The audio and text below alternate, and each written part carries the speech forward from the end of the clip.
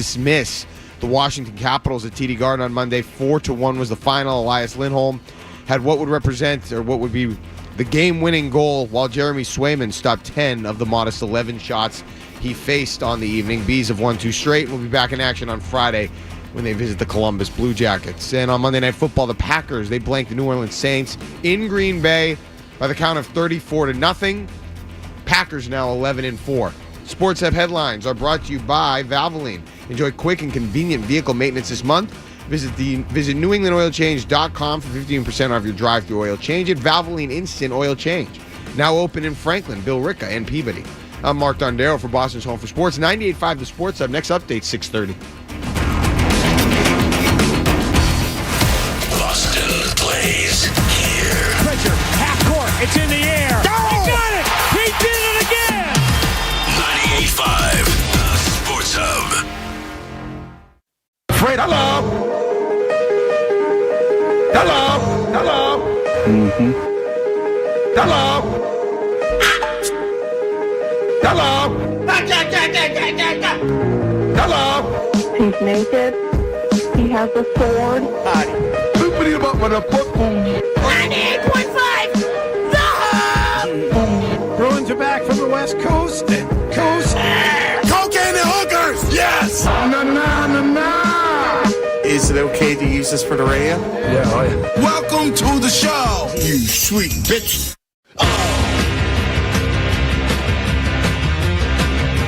Good morning, everybody. This is Tusher and Hardy, 617-779-0985 in our Town Fair Tire studio. Mark Dondero, Paul Perillo in for the guys. Paul, Merry Christmas. Merry Christmas to you. Back to back. Back to back. Early Christmas mornings. Eve. A little tougher on day 2, I'm not going to lie. Yeah, I mean, it's a little bit, the juice is a little different. But it's, I actually have a lot I want to get to today. And things I want to talk about in association with all of the teams. Obviously, the Celtics and the Bruins were in action last night. We'll get to that when we talk about what happened last night. I was thinking a little bit more about the Patriots. My guy Spencer Rattler. So Spencer Rattler, full disclosure, was a guy I was interested in the Patriots taking a flyer on in like a mid-round situation. Didn't really look the part last night. Green Bay's a tough team, tough place to play, tough environment, all those things. Obviously a tough spot for him, but talented kid in college, never seemed to put it together. Looks like that's going to be the story for Spencer Rattler. Yeah, we'll see what happens. I was thinking about it coming off of the show yesterday and some of the things that we were talking about, and I know we've talked a lot about the coaching staff and the different things. I've resigned myself to the fact that Jerod Mayo is going to be back. And it's, as a result, there are a few things. There's 2 things I think that need to change. I'm just, I can't get, I don't know why it's bothering me so much, but I'm listening to some of the press conferences. I'm listening to some of the interviews, and I know it's Christmas Eve and people, you want to be in a good mood and festive, but I just can't stand the friendliness. I can't stand the demeanor of the head coach. I can't stand it. It's not Craig Breslow level where I can't stomach him talking and hearing his voice. But I just I don't know. Something about it's kindergarten. It feels it's like just everybody's happy and included and everybody's getting, stickers on their paper. I don't think there needs to be anything wrong with having a cordial relationship with the people that you're dealing with on a daily basis. It doesn't bother me anywhere near like it bothers you. Now, you want to talk about decisions and coaching moves and whatnot. I think that's fair game. His demeanor in a press conference, it's the least of my concerns. Okay, honestly. So there's 2 things. First of all, I'm wearing a Frosty sweater just to get you. Oh yeah, you good like for this? you. Thank you. Yeah, for those watching it, you can watch us on YouTube. I think, are we on YouTube or not? We're on YouTube. Okay, so you can see it on YouTube. It's my daughter for some reason doesn't like this sweater, which I think is madness. She's a Frosty. How old is your daughter? She's 10. And she doesn't like that? I don't get it. She says that I look fun. I can see she was 16. She was that, that too cool stage. for school. Yeah. No, she's, Dad's an embarrassment. Yeah, I'm already an embarrassment. Yeah, I can see that. I don't have girls, but I can see that. Yeah. Well, she's just got to get used to it. I'm going to embarrass her a lot. Like, not sometimes intentionally, sometimes unintentionally, but, it is what it is. I just feel like, and I don't mean to dampen. I think there's a place for it. I didn't like what Bill Belichick was doing either. I didn't think that was all that necessary, but it probably was more effective than what I think Jerod Mayo has done this year. And the two things I think the Patriots need, that Jerod Mayo specifically needs to change, are these two things. Because this is where I would start, and this is the most simple fix that you could do to begin whatever this rebuild is going to be. Okay, the first thing, I think he needs to find a way to stop stumbling over himself at the podium. That's a good thing to do. Like, don't have the missteps where you're walking back comments and where you have to kind of, eat your words as number one. The second thing I think you could do that's in your control is establish a real hierarchy of who's in charge. And I know he says he's the head coach and that he's in charge, but he should be the head coach and he should be in charge. And I don't think there should be questions about who's making the decision about the quarterback or who plays or when they play or who runs the ball or when they run the ball. That should be Jerod Mayo. This should not be as collaborative. Those are the two things I would change right there. So the first thing is much different than demeanor. You're talking about, recklessly talking and then having to constantly correct what you're saying. I mean, I think that makes perfect sense. That's not the same as, sort of his jovial nature. It bothers you, and we're getting to the bottom of it now, Mark. You didn't like Belichick's gruff demeanor either, so you're just not happy. What? No, you're not happy in general, right? I don't want to be painted in that. I mean, I know I come off that way. I just feel like other coaches. Who I thought did a decent job? This is going to sound weird. I thought John Farrell did a decent job. Like, he wasn't overly friendly. It's going way back. But he said nothing, but wasn't a jerk about it. Like, I thought he managed the media effectively. Brad Stevens, kind of the same way. Joe Mazzulla has his own style. I kind of like him. Like, if you're going to be that way, I like that a little bit more than what Belichick did. Yeah. I don't know if it's just he's a little bit funnier. Yeah. Or now, more... in terms of, like, the football, the pure football, like the second part of your Mayo comments, it's the actual play calls should be up to the offensive coordinator and the defensive coordinator and whatnot. But if you have ideas in mind of things, so you in some stage of the game, all right, I want to run let's run the ball here. That's the head coach's job. 4-minute offense. How do we want to try to grind out these first downs to salt the game away? That's up to the head coach. You know what I mean? 100%. I mean, you have to. If you're the head coach, you need to establish that as part of what you want to do and what your team is all about and all those things. Identity. Yeah. So that stuff to me is a little bit different. I don't want a guy who's constantly meddling, but when you have sort of an idea in mind, okay, hey, 1st and goal in the 2. Hey, Alex, let's pound it in here. Or, you know what? They're pretty stout up front. They got 9-10 in the box here. We're not going to be able to run the ball 3 times and pick up this first down. So let's go play action here or something like that. Let's get creative here. Like, that to me is part of a head. Bill did that to Josh all the time. Mm-hmm. This is how we might want to attack this. He's not saying, hey, we need to call this play or that play. Or whatever. He's saying what the philosophy needs to be in a certain time. Going forward on 4th down, that's not up to the offensive coordinator. That's up to the head coach. Those kinds of decisions, and I think that's what Mayo's sort of learning. Excuse me, I'm having a hard time. Like you said, hard time this morning. The second day is it's a little rough. It's all right. It's like a Belichick press conference. All right, gonna be a long 4 hours. It's okay. No, we'll be fine. Yeah, I'm hurting too. We had the party last night. By the way, I did put on the... I wanted to ask, do we go with the game? So I put on the game. 34-0 game. Put on the game. Celtics were on. Didn't put it on. Put on the live Packers-Saints game. Barely had anybody sit in front of the TV. I don't think anybody even looked at the damn game the whole... Now, maybe that's a good thing for the party. People are enjoying each other's company, I think talking. That's a compliment. So that's a good thing. By the way, had Christian Watson People were talking about that was a good bet. I made the bet last night. He had 1 target, 0 catches. I thought he was their deep threat in Green Bay. What the hell happened? Well, the problem with identifying one of those guys in Green Bay is they have 3 or 4 guys that are all kind of you never know. It's Watson, Dobbs, Reed. Kyle just said he got injured. I think I Wicks didn't see caught it. a touchdown last night too, right? Dontavian Wicks. Yeah. So that's the problem with Green Bay is they have a lot of good receivers. I don't think they have necessarily that one, that true number 1 alpha guy. Definitely. Maybe that was it. He got hurt early. Did it happen early? Do you know? It was a knee injury. According to Pro Football Talk, they just put out 7 minutes ago, more tests are coming forward today. Okay, so there it is. See, that's why I never do big money when I bet on a player. Because if one injury, that's it. He goes down. You could bet on the over or under, and I love the overs. But obviously if the quarterback goes down, that doesn't help. But one player doesn't always doom the over. You know what I mean? Even if it's the quarterback, you can find the other team can score. You can find a way defense could score.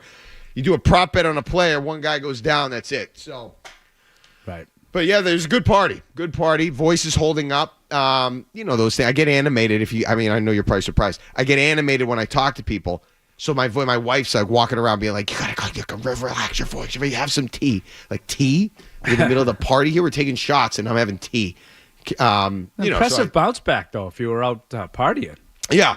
Thanks. I get up and get up for it. I'm actually kind of a morning person. So this maybe if I did this shift every single day, it would drag me down. I don't really mind getting up early, coming in, and doing the shift and then leaving, and having most of the day available to you. So it's not that. But once you're up and erect, walking around, it's. I was glad you clarified that. It's not as bad as you think. So it's 6:12. I'm not sure anyone's listening. I asked some of the people last night would they rather have had the old Patriots game on, and some people, like you said, they had their fantasy like one guy had his fantasy hanging in the balance or something, and I think that was the call. Playoff games and whatnot. That was the call. So yeah, the holiday parties. I mean, some of the things our house isn't overly decorated, and I thought it was it looked good last night. We have to get it ready. My wife makes sure I'm the whole friggin' house ready. You a big do you guys have decorations? You big? Yeah, not over the top though. Yeah, my wife does a nice job of making the house look nice at this time of year, especially outside. Nothing too over the top. Some of those people they go all out and it's kind of blinding on the street. Correct. Yeah, that's one of my Christmas icks. Would be. Gives you the ick? Yeah, that would be overdone decorate. I'm not, to be honest with you, I don't hate it, but I'm not a big inflatable if you have inflatable decorations or a big friggin' snowman. I'm not a huge person into the inflatable stuff, or if it's really overdone. Just so we got some white lights, some simple white lights outside, and that's it. So. It looks good. So I have a question for you about this. I mean, I know we're sort of just opening up to a bunch of different things, setting the table here. Yep. Is there any concern about Tatum for the Celtics? From a health perspective? Yeah. I mean, I'm not going to pretend I don't follow, the 82 like I do the Patriots, obviously, which is my real job. Yeah.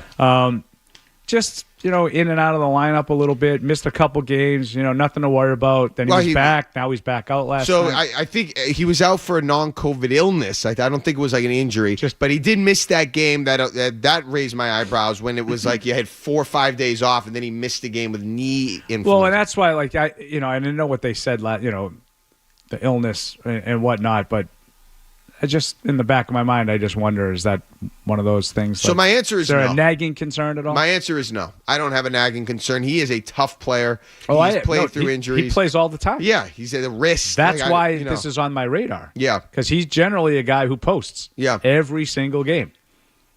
I'm going to say no. I think this is part of the management that goes along with being, defending champs, long season, and, they're trying to manage things the best they can. I don't – obviously, there could be an issue that's a little bit more concerning than I want to admit, but at this point, I'm going to say no and just lean on the fact that he's been in there and And that, we'll see how – there are questions I have that I'll ask you later.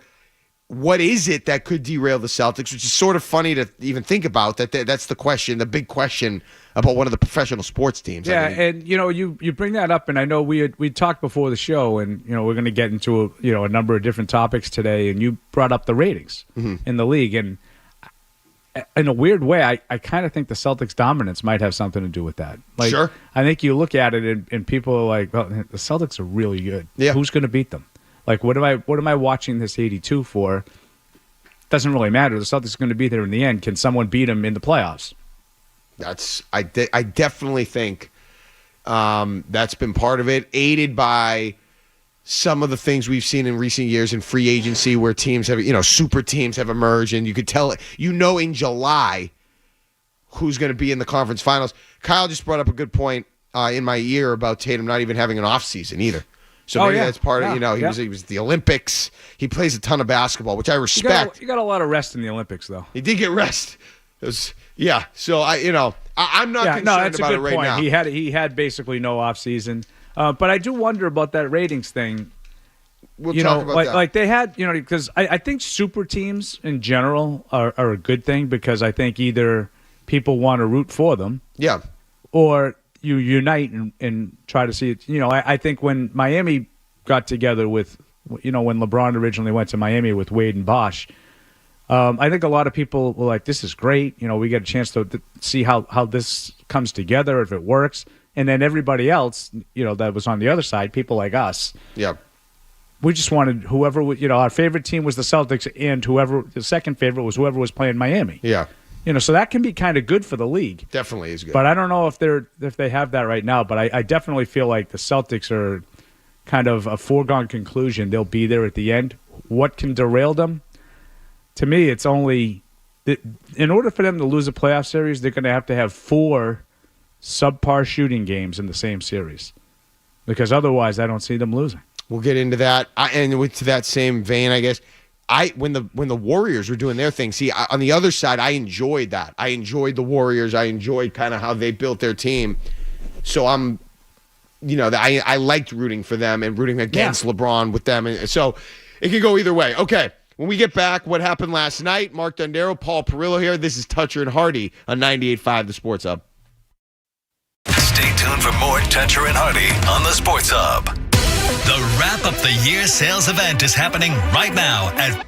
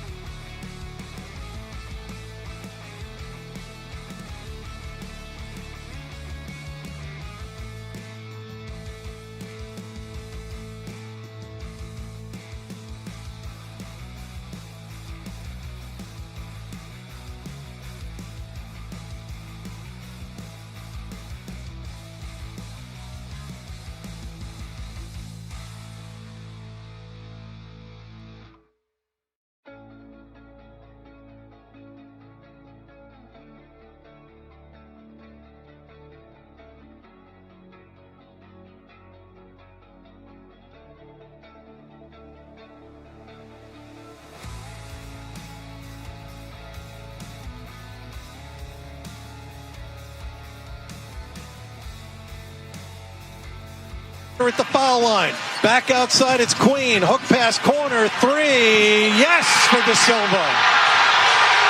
And that makes it a 2-possession game.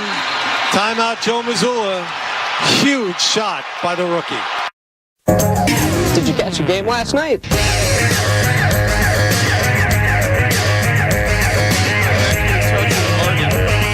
Mark Dondero, Paul Perillo, Merry Christmas.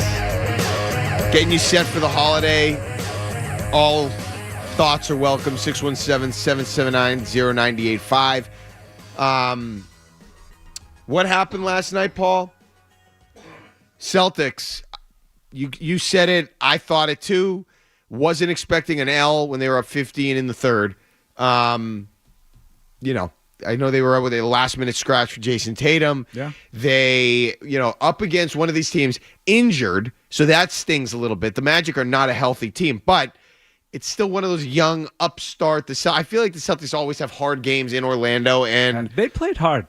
Orlando, they had some physicality to them. I thought they brought an edge, especially early in the game. Celtics, jumped out to a lead, but I thought that Orlando, there was a lot of intensity for a random regular season game. It just felt like in one of those situations the Celtics just didn't want to deal with once they got very intense, very physical defensively. It's like, all right, and I get it. I'm not even going to, I should criticize them, but it's like you've won the championship. You're an established, bona fide, elite team in the league. I don't feel like dealing with this right now. Yeah. 2 days before Christmas, these scrappy little nothings. And it's one of those games that the shots weren't fun. They only made 8 3-pointers the whole game. They're vulnerable when they don't make shots. Now they have so many guys that make shots, they're almost never vulnerable. If that makes sense, if just the law of averages means you're going to have 2 or 3 guys that have it on any given night, right? Last night, it was basically Jaylen Brown offensively, and kind of everybody else was meh.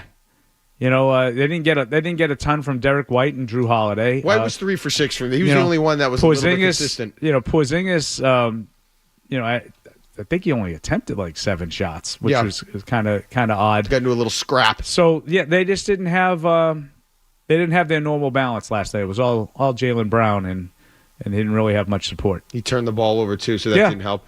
19. What'd you say? 19 turnovers for the team. 19 for the team. Just real quick, Tatum MVP. Right now, he's 4th in terms of odds, and somebody on ESPN did a poll, took a straw poll, and a lot of the people that they polled voted him 4th. Are you surprised by that? First of all, I think it's way too early to even be talking about something like that. But I think Tatum's been good. I think there's probably some other players. I know Gilgeous-Alexander's been really good. I don't pretend to watch the Western Conference on a nightly basis, but I know he's been really good. You can never count out Jokic and whatnot. I don't know. I think Tatum's been playing at a pretty high level this year, so he belongs in the conversation. I don't think he'll ever win it, ever. Not with Jaylen Brown on his team. I don't think he'll ever win it, and I also think, and maybe I'm off on this, I don't care, I think what happened in the spring is going to forever hurt Jason Tatum in any kind of pursuit for the MVP award. I think what Jaylen Brown did, winning Eastern Conference Finals MVP and NBA Finals MVP, and Tatum winning neither of those awards until further notice, I think that will always doom Jason Tatum for MVP. Absolutely. I think people are going to remember that. They're going to always know that he's got that sidekick with him, that it's just they've got talent, not just Brown, other pieces. I think that is always going to be something. And not only that, Paul, based on what their history has been before last year, always kind of getting there but never getting over the top, and the concerns with the playoff games and down the stretch of games and big game, all these different things. The fact that they finally got over the top with Porzingis, with Drew Holiday, Peyton Pritchard taking a step up.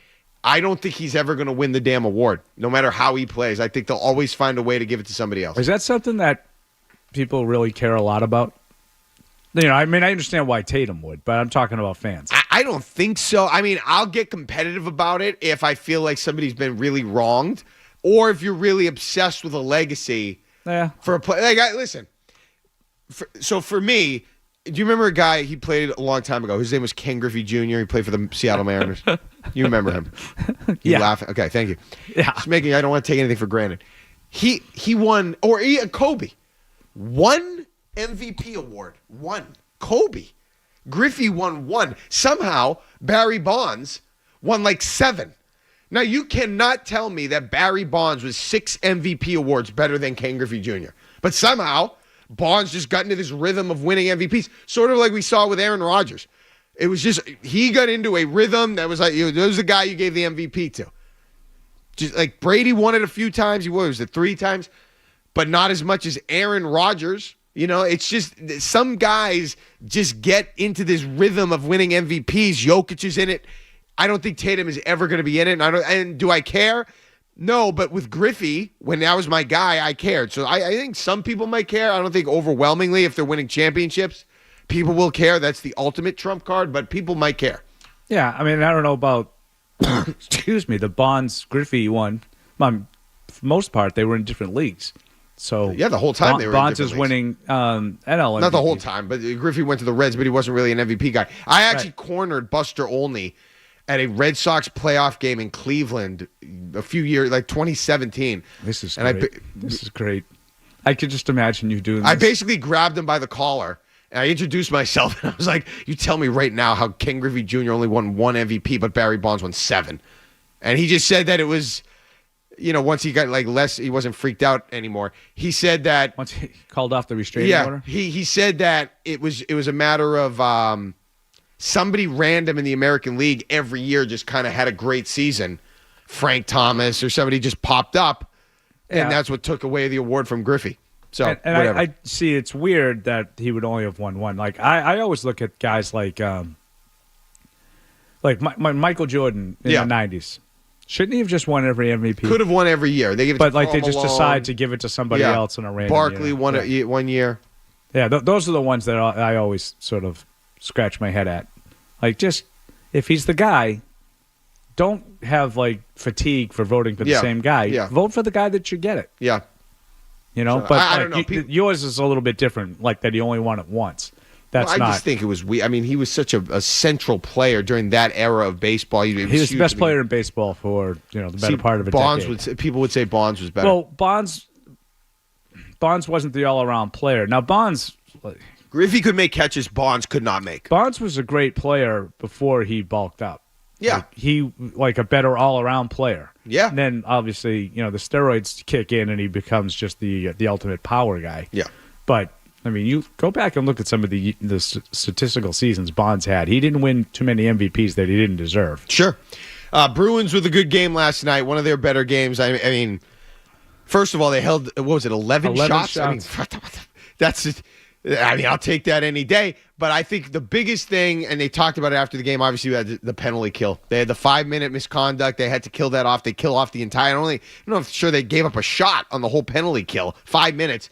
And then they find a way to get the goal. What's the name of the goalie on the Capitals? Charlie Lindgren.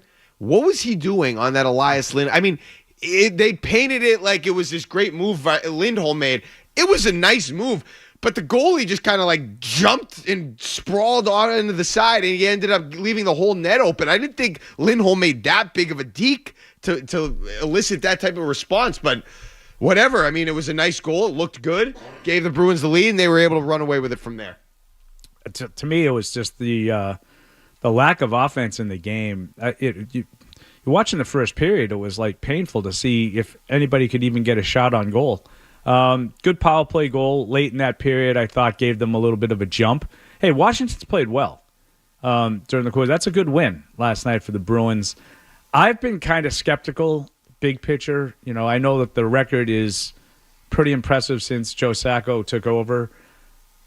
Watching most of the games, I don't really see that much of a difference in the games. That's a good win last night. Yeah. They had a couple of good wins on the West. Capitals are good. In Canada as well. You go out 5-1 over Vancouver. The comeback against Calgary a couple nights later. They're starting to put something together.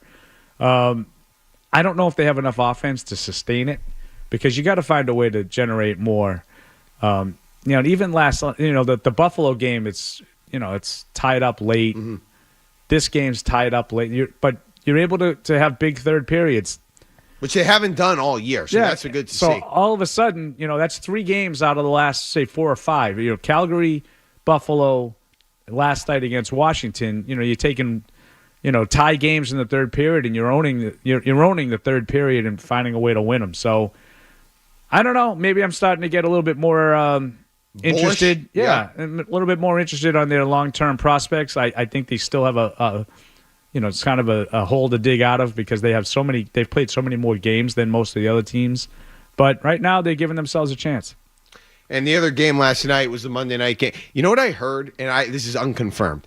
But maybe Ben Maller said, I don't know where I heard it.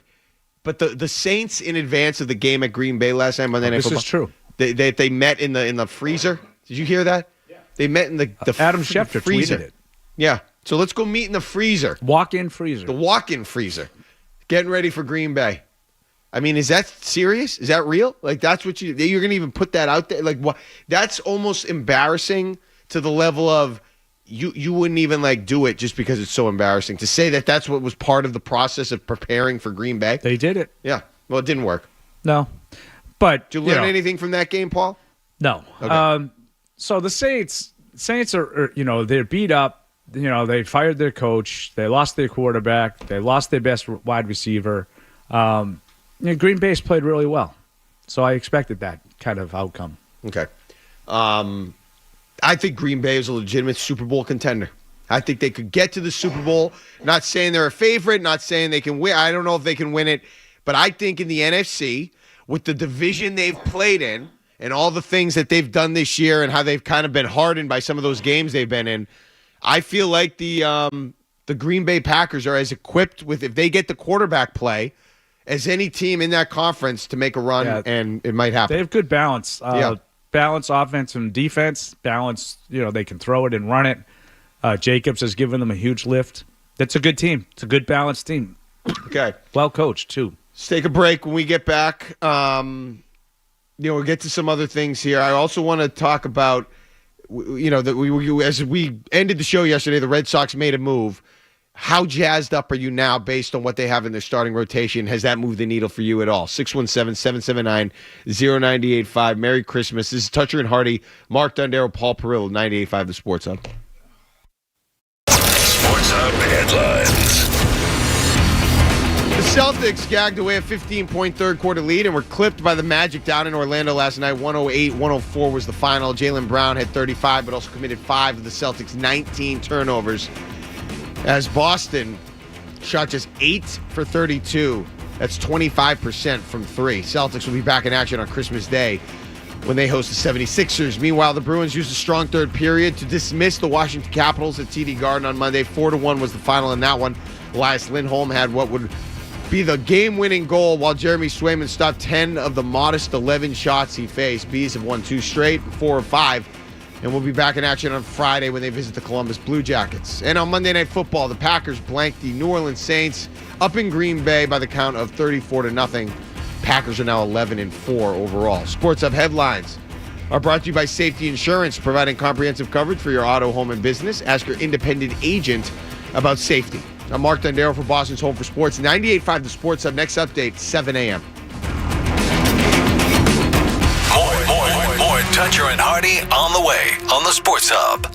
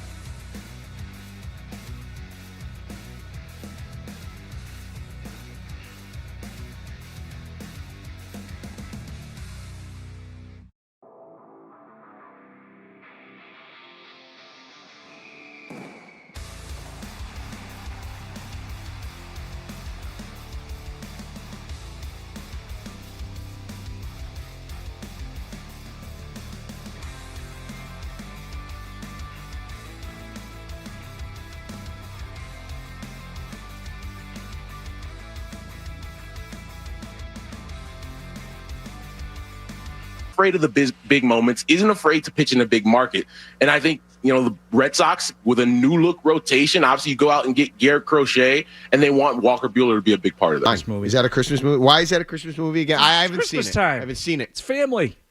Why is it a debate? Because it's like a violent movie? Yeah, it's not really a Christmas movie. It's kind of a joke. Why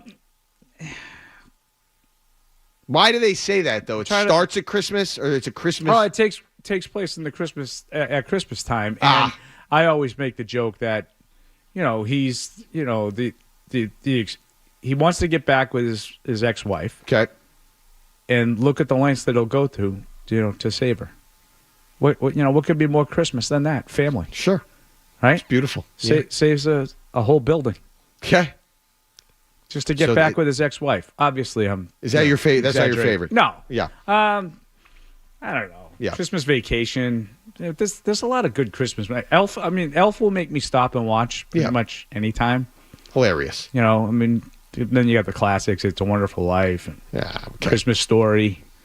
There's a lot of good stuff. I thought Christmas Story was overrated. What do you got? Frosty? I think probably. Oh yeah, I love Frosty. My favorite Christmas movie is probably Elf, and I'll tell you another one I thought was good. Fred Claus, I thought was good.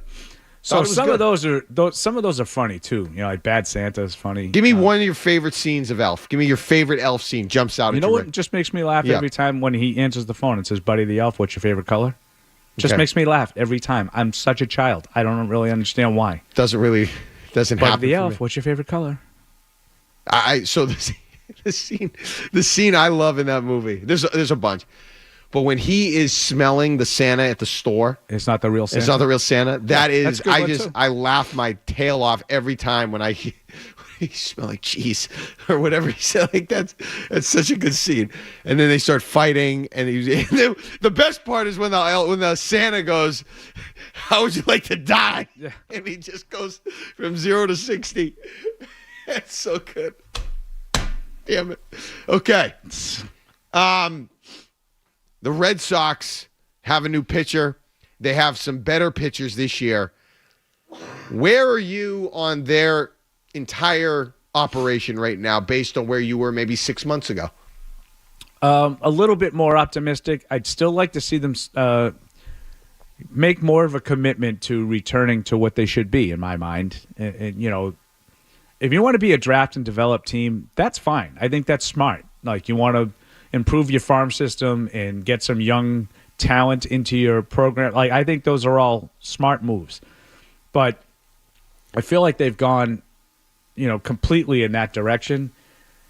Garrett Crochet's, I think, a rock-solid trade. You get a young guy that's under control, and you think he can be at the top of your rotation. Now re-sign him. Extend him, I should say. Not re-sign him. Extend him. Moves like this one with Walker Buehler, I think, are good in the short term. I think it should help you this season, but it's a one-year deal. So if it works, then you're just like looking for that guy again. Yeah. More often than not, it doesn't really work. It's Garrett Richards. And then you end up, it's Corey Kluber. Mm-hmm. They've gone down this road before. Well, he sucked. I know. But this is what they're getting, they're getting, sort of front end of the rotation potential that's been injured and down. Let me ask you, let me phrase a question this way. Just one more thing on the Red Sox. Do you feel like at this point, and based on what they've done, are they back to trying to win? Or have these moves been more about let's put up the facade that we're trying to win and that we're trying to win back sort of the fan base is good? So are they trying to win, or are they just trying to win back the fan base with these moves? So I think that they've always sort of tried to win, but they want to win on their terms. Yeah. They don't want to be one of those, top 3 payroll teams anymore. And I think they've made that determination. They think they can continue to win anyway. I think I know everybody uses the Tampa Bay comparison, but I think it's accurate. I think that they look at Tampa Bay, and they're generally in contention every year. I don't think they'll ever win a World Series doing it that way. I understand that once you get in, you can win. We've seen that in recent years. Well, we have and we haven't. I mean, none of those teams have really. We didn't see it last year. Moneyball never won. They made noise. They got into the playoffs. They had some big things, but they never won anything. Those teams haven't won. They've been there. They haven't won. Yeah, but I'm saying like Arizona 2 years ago gets to the World Series. Yep. You've seen teams get in and make a run, I guess is my point. I just don't think it's sustainable. I don't think you can consistently win doing it that way. Tampa Bay has done a great job of sort of drafting and developing pitchers, and then they let them go when their contracts come due. I think they can find another one. The Red Sox can't draft and develop any pitching. That's the difference. They can't. So you can have the Tampa Bay model, but they can develop and draft pitchers. But I also don't think, to your point, Tampa has never been able to win it all doing it that way. No. And I think they only got to the World Series once, right? The Blake Snell year, right? They got there in 2008. They played the Phillies. True. They got there twice, but I just think it's hard to compete with the Mets, Yankees, Dodgers, Phillies. I mean the Padres, Rangers, Padres, like with the amount of money that these other teams are spending, and if you're going to try to do it on a second rate, and there's no reason that they have to do it that way. They've chosen to do it that way. That's what frustrates me. And we can juxtapose that to what they used to be. That's what frustrates me. I know what they used to be. I know what John Henry used to be, and now we're looking at what he is. And it's been a net positive. I think this year, this offseason has been a net positive. I would turned agree. It around. I like the moves that they've made. I like Crochet and Buehler, in a vacuum. I like those moves. And you could look at Walker Buehler in a vacuum.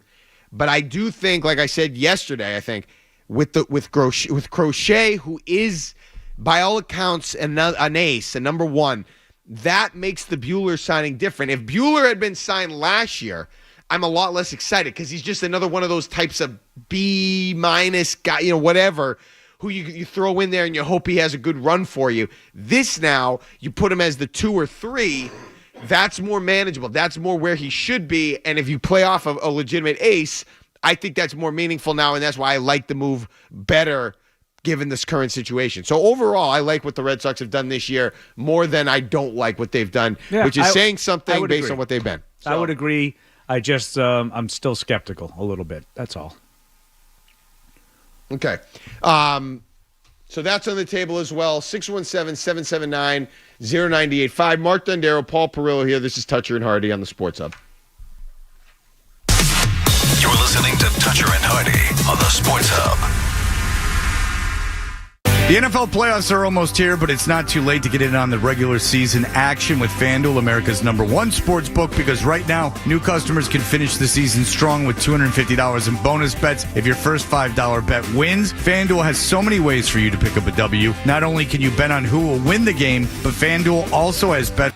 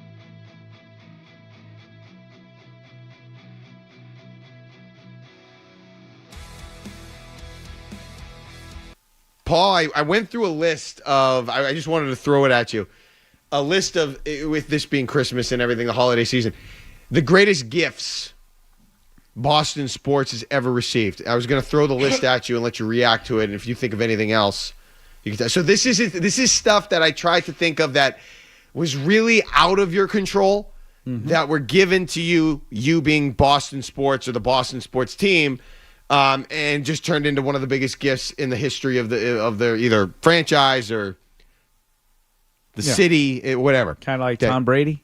No, because Bill Belichick drafted Tom Brady. Yeah. So I feel like he had control over that. It wasn't out of his control. Okay, so I didn't include that. You pick a guy 199th. That's how you control. He drafted him. It's a fact. It's not an opinion. Okay, so the first gift I have, that was one of the biggest ones ever given to the city, was Pete Carroll throwing the ball on, what was it, second down in Super Bowl 49. I mean, after the Dante Hightower tackle on Marshawn Lynch, I understood at the time what he was trying to do, but to throw it over the middle, because I know they only had 2 timeouts, so they thought if they threw it and got an incomplete pass, they could comfortably run the ball twice on 3rd and 4th down, or they would have scored on the third. But to throw the ball the way they threw it over the middle there and allow for any of a number of things to happen, a deflection. It was completely and utterly absurd. It was at the time. It remains that. It's, right as Scott Zolak very aptly put it at the time, it has to be the worst call in the history of the Super Bowl. So it was a huge gift. And with the, the running back you had there, who was basically known for running people over. I mean, there was no way they weren't going to score. The Patriots weren't going to stop him. No. You could have run the same play 4 times in a row. They weren't going to stop him all 4 times. And if they stopped him, they stopped him. You have to do the right thing. You would have lived with that. It would have been okay. So that's the first gift that the Patriots were. That was one of the biggest gifts they were given. The second gift that they were given, maybe underrated, maybe something you don't think about as much, but I always viewed it as a massive gift that they were given. It was in the bottom of the 9th inning of Game 4 of the 2004 ALCS when Mariano Rivera came in and walked Kevin Millar. I thought that was an unbelievable gift at the time. It gave life to the Red Sox. This is a guy who was one of the best, if not the best closer of all time, who throws one pitch. Who never walked anybody. Never walked anybody. He throws one pitch. It's not like he had these multiple pitches he was trying to get command of. He throws one pitch, and he walked Kevin Millar, who was a good player, good hitter, not some danger. He wasn't Manny Ramirez. Yeah. He walks him. And it wasn't Wade Boggs, working an 11-pitch walk. No, he just walked him. I thought to give the Red Sox life, and obviously even in that moment, you didn't think they were going to come back and win the series, but to give the Red Sox life in that moment and to set the scene and set the table for the Dave Roberts stolen base, I thought was an unbelievable gift given to Boston that was out of their control. And I know it wasn't really out of their control because Millar didn't swing at the pitch, but still, some of those pitches weren't even close. Yeah, I would agree with that. I mean, that's a good one. What else we got? Okay, I'm going to give you the last 2. All right. The other 2 that I had was in Super Bowl 51. This is the Atlanta one? The Atlanta one. Okay. Okay, when Kyle Shanahan, if you remember the sequence, they got a first down. I think they were on the Patriots 22, up 8. Yep. They run the ball on first down, yep, lose a yard. Yep. On second down, they pass. Yep. Sack. So then they pass again on third down. They have a holding call. So they're backed up even further. They pass again on fourth down or third down after the holding call, incomplete, and they can't kick the field goal.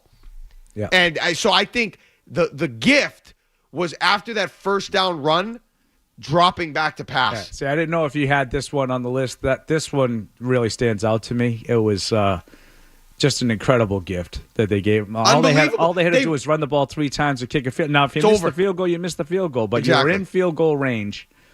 And you make it a 2-score game, the last 5 minutes.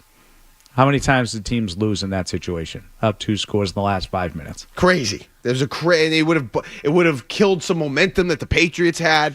All you had to do was run the ball. It was a 40-yard field goal, if not less. And maybe you break off a run, maybe you get a few yards. It's a shorter field. Unbelievable gift given to them. The last one I have is, and I shouldn't. I've regretted kind of putting this on there.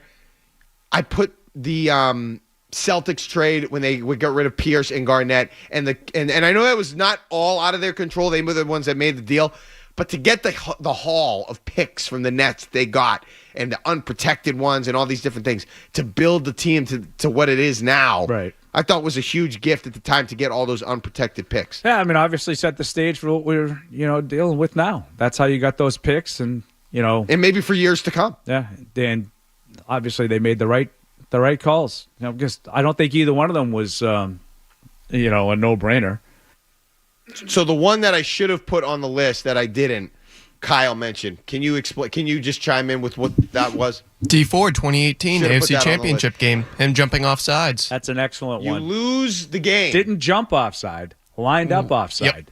You lose the game. I've yet to see an angle that shows that he's offside. But anyway. You didn't think he was actually? No. Really? No, I definitely didn't. But here's another one. I remember him How about, outside. Going back to your Celtics one, the Sixers taking Markelle Fultz. So that allows you. But so that was that. I thought of that, but didn't the Celtics have the first pick and they traded out? Right. So maybe that's the reason I didn't put that on the list was because I was thinking Danny Ainge knew that they were going to take Markelle Fultz. So it wasn't like they had the third pick and they were just hoping and crossing their fingers and they were stupid enough. That's a fair point. That's a fair point. But you still have to have the team be complicit too. Sure. And it allows you to get more. So I don't know. I mean, the D Ford one should be because that was legit, and the interception that was thrown. That's a really good one. Had nothing to do with D Ford. No. They threw that interception. That game was over. No, if the Patriots ever lost a game like that, there would be a congressional investigation around here. What do you mean? If the Patriots had a guy line up offside on a play like that, where they had the clinching interception and it was overturned, the people would think that Goodell had it out for the Patriots. Yeah. It would be an unbelievable controversy. Looking at it and being like, "Wow, that was just a phantom call." Like I thought he did look like he was offside. I don't remember. Maybe a piece of the Velcro of his glove was in the neutral zone. Maybe. Somebody again on Twitter, on YouTube, saying how not drafting Brady. Again, I feel like that's within your control. Belichick drafted Brady, so yes, you were incredibly lucky that he turned out the way. But as a gift, I mean, you drafted him. You said I'm gonna take this player. It's not something that was just given to you. Yeah, the D4 thing, you had no control over that. Yeah, I can understand your point on that. Yeah, so those are the four. I'm sure there's others that I missed. I tried to think of a Bruins one. I couldn't really think of a big Bruins. Maybe. Yeah, Roberto Luongo talking about pumping the tires of Tim. I don't know if that lit a fire. So I don't remember. So that's the list. We'll do more. I was thinking of like James Reimer, letting in. 3 goals in the last 10 minutes of that Game 7. Sure. The Toronto series. Depending on I think the Bruins put some good pressure on him, obviously. A little later, we'll do bigger deal, smaller deal featuring Jaylen Brown. Looking forward to that. Let's get to headlines. We'll get you updated right back here. This is Toucher and Hardy, 98.5 The Sports Hub. WBZ-FM and HD Boston. Patriots! From the opening kickoff to the final play. Touchdown! Your home of the pass. Yes. 98.5 The Sports Hub. Beasley Media Group Station. Sports Hub headlines. The Celtics gagged away a 15-point third-quarter lead and were clipped by the Magic down in Orlando last night. 108-104 was the final. Jaylen Brown had 35. But at 5 of the Celtics' 19 turnovers, as Boston shot just 8 for 32 from 3. The Celtics will be back in action on Christmas Day when they host the 76ers. Meanwhile, the Bruins used a strong third period to dismiss the Washington Capitals at TD Garden on Monday. 4-1 the final, and that when Elias Lindholm had the game-winning goal, what would represent the game-winning goal at least, as Jeremy Swayman stopped 10 of the modest 11 shots he faced. Bees have won 2 straight and 4 of 5 and will be back in action on Friday when they visit the Columbus Blue Jackets. And on Monday Night Football, the Packers blanked the New Orleans Saints last night in Green Bay by the count of 34-0. Packers now 11-4 in the NFC, headed to the playoffs. Sports Hub headlines are brought to you by Service Credit Union. They've teamed with Charlie McAvoy again this season for 73 reasons to defend New England's first responders. Visit servicecu.org/73. I'm Mark Dondero for Boston's Home for Sports. 98.5 The Sports Hub. Next update around 7:30. Boston's best sports talk.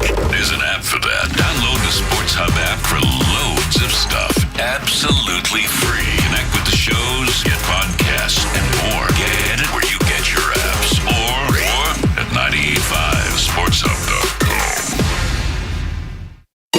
You said you wanted to hear more music in the morning. Never had to knock on wood, but I never had it yet. No, you said you didn't want to hear more music in the morning. Okay. Here's more Toucher and Hardy on the Sports Hub. Paul, what's going on?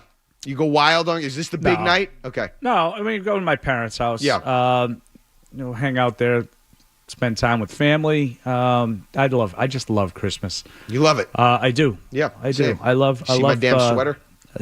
I love hanging out with my family. Tomorrow we'll have my wife's family at my house. So, I just love Christmas time.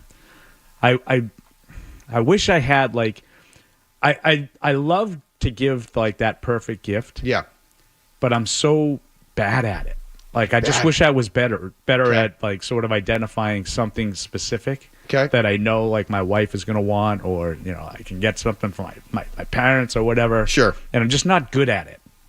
You know? So how are you not good at it? You don't know what to get? Yeah. Like, every once in a while I'll come up with something. I was like, I know that's something they're really going to like. Like my parents would, my parents are in their 80s now. So, they're a little older, but like I got them like a night at like Foxwoods like years ago, like a weekend. It was just like, I know it was something they do all the time and they were really going to enjoy. And I was really excited to give it to them. I just, I'm not consistent. I'm not consistent. What's the best I'm like gift a you ever 220. got? I'm like a 220 hitter. It's terrible. What's the signature gift you ever got somebody close to you? Wife, family, child, whatever. You were really looking forward to giving that gift. That was a good one for me. Okay. Like that weekend at Foxwoods. For my wife, it's like random things that I know that she wants. Like, I don't really want to talk about it. Yeah. Because it may or may not be involved. Okay. Coming up tomorrow. Okay.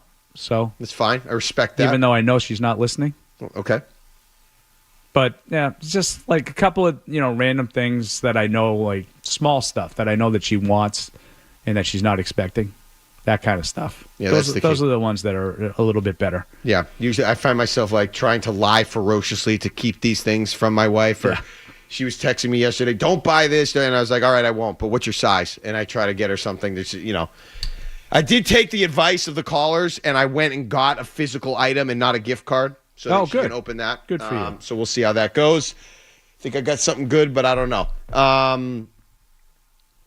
mean, what was the best gift you ever got? You ever say, like from back of your childhood? That awesome gift? Remember those like the tabletop hockey games? Yeah. I got one. One year my brother and I must have played it like 4 million times. It was like everybody seemed to have like a similar version of this. Mm-hmm. But this one was better. I don't know why. Okay. I don't know what made it so much better, but like the ice surface was like a fiberglass kind of. We used to spray it with Pledge. Oh wow! And the puck would fly. Yeah. I mean, it was a really good game. I was probably like maybe 10 or 12, and Bruins Rangers. This is before like I remember I had one of those. It wasn't because I'm old. I'm a lot older than you. Okay. Like when you go to like you see like an arcade now, they have the big bubble hockey. Yep. So that's obviously a lot better than any of the ones that you would have. But this one was better than most. It was good. It was a good game. Good game. Good times. Back in the day, I got a. I know we talked about him, so this isn't going to surprise you, but I got this like authentic Ken Griffey Jr. jersey. He was sick. Okay. The problem is, I'm just thinking of it now.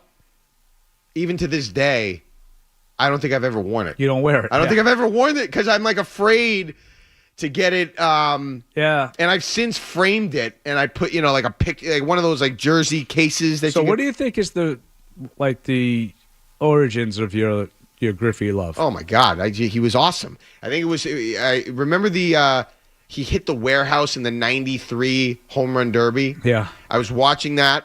I had around that time just gotten Super Nintendo, and he had the game. I got a couple Griffey cards. He had the hack backwards. I thought he was just the coolest. So that was like He was great. Let me tell you something. He was great. Back in the doubt. day, I used to root for him harder than I would root for the Red Sox. Like, I wanted him to break all the home run records. I got up and watched SportsCenter to see if he homered. That's why I was rooting for, or that's what I was watching for when I turned on that show. Did Griffey homer? And I was so passionate about his performances. It was like bigger than the team. And I was a Red Sox fan. So that was just something, obviously it's different the now. 99 home run derby. Oh, it was Fenway, unbelievable. And he went the other way. Yeah. Like, that was cool. It was awesome. Like, I mean, And I he know. won. McGuire stole the show, but Griffey once again found a way to get it done. Yeah. So yeah, that's probably the best gift I ever got. I don't know, the best gift I've get. We're giving one an Apple product to my daughter, like one of the watches.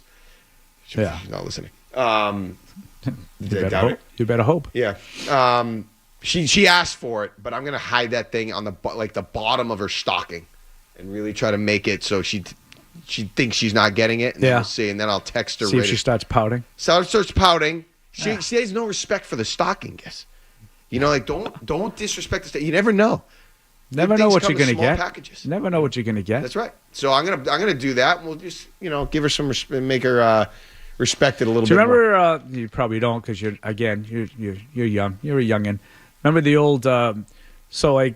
Video games weren't like huge when I was a kid. Like Atari and Intellivision. I don't play it, but I Atari and Intellivision were the two sort of consoles games, and we got those. What's the other one? Intellivision. Never heard of that. Intellivision was very underrated. Okay. It was better than Atari. Wow. Never even heard of it. But before that, they had like the handheld games, Mattel Electronics. Yeah. Like they had. I remember They those. had all the different sports. We used to get those all the time for Christmas, and my brother and I used to find them before Christmas. Oh yeah, and play them.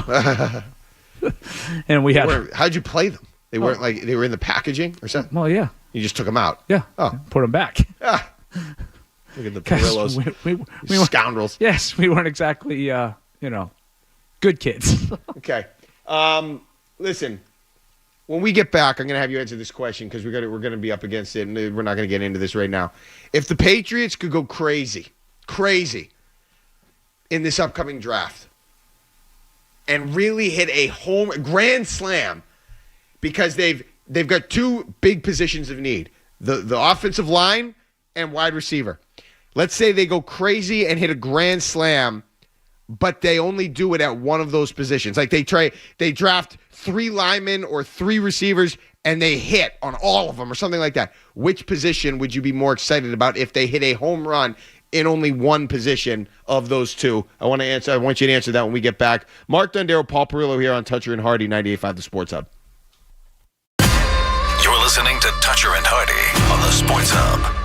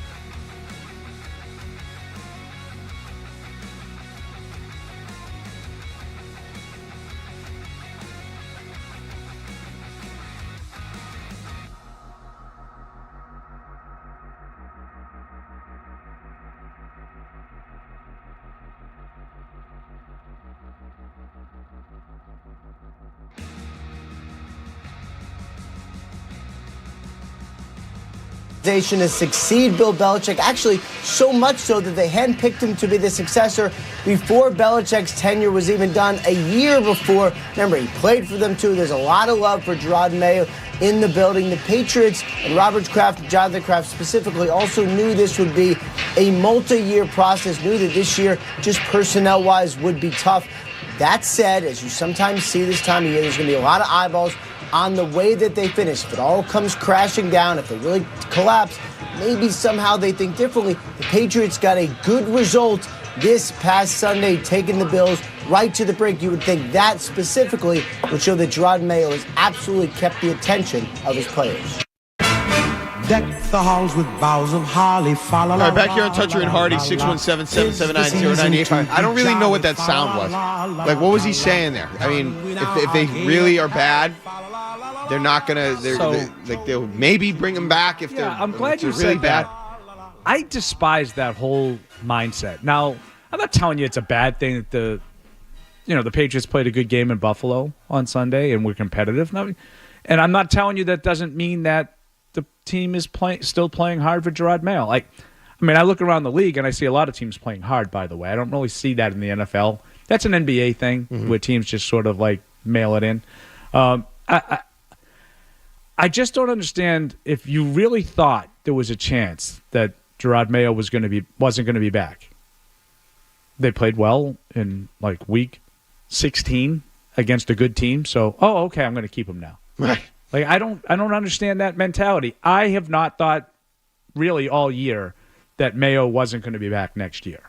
So this isn't necessarily something I'm saying he should go or whatever. I'm saying, why on earth would their performance in one random game be a determining factor of whether or not he should stay? Or two games. They're 3-12. Yeah. If you think you should stay because you want to see the plan through and you have a lot of belief in this guy, by all means, he's your coach. But not because they lost 24-21 to a good team on Sunday. He's going to be on the hot seat based on what they did, this year. He's going to be on the hot seat, and I don't think they can change that. The previous game, they got embarrassed by a middling team at best that's already been eliminated from the playoffs in Arizona. Yeah. Coming off a bye. Right? So should we have cut ties with them after that game because they played so poorly? No. If you believe in the guy, see it through, allow him to get his program underway, give him some time to establish a culture. And I think that's what the Crafts believe, is that this is the guy. And, Rappaport mentioned, Robert Kraft identified him years ago as the successor. There's a reason they set it up this way. Is it going to work? I don't know. As Felger likes to say, I don't have a crystal ball. I can't figure out what's going to happen in the future, for sure. Is that what Felger says? He said, okay. If I knew what was going to happen, I would just, I would say it.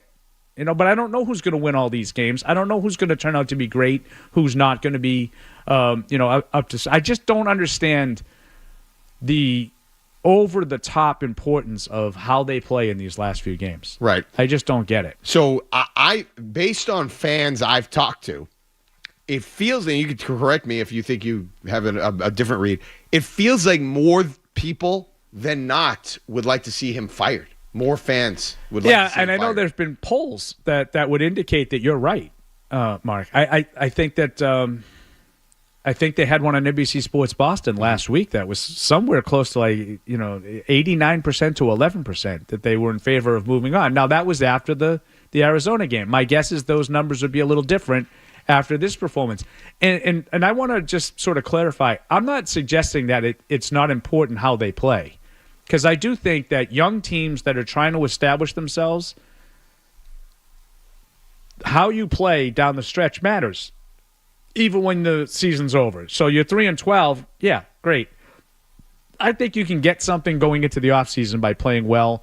Let's say they had that good game against Buffalo. Let's say they beat the Chargers this week. Mm-hmm. I think that can help. I think that can, that can give belief to the players. These guys know what they're doing. We're getting better. We're showing improvement that can lift you into the offseason. I always use because I'm old, so I always use my 1993 Patriots example of this. Yep. With Bill Parcells coming in with a new team, trying to establish himself and his culture. He has the number 1 overall pick in Drew Bledsoe. They're 1-11. They're struggling, and they win the last 4 games.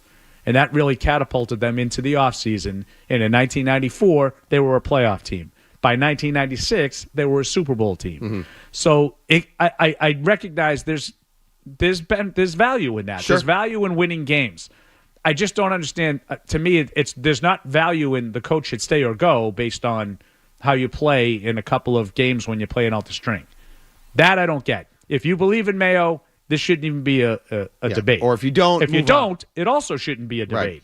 Right. Okay, so we know they have needs. If they could eradicate one of those needs completely and just hit a home run, even get lucky, draft a lineman, 2nd overall, hit on another one in the 3rd round, hit on another one that can play as an undrafted free agent, or do a similar thing with wide receivers. What would be bigger? So if you're going to say it the way you just did, like you're going to hit on 3 1st round, 4th round, undrafted free agent, which we've seen, and they're all hits. They're all starters. Both positions. For offensive line would be the thing I would rather have. Now, if you're going to tell me, if you have your choice between a stud wide receiver in the 1st round and a stud offensive lineman in the 1st round, that's a different argument question to me.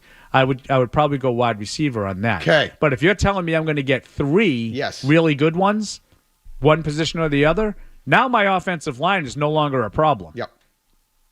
I mean, that's exactly the way I feel. If I can get 3 starting offensive linemen, now my receivers might be a little bit better because I have protection.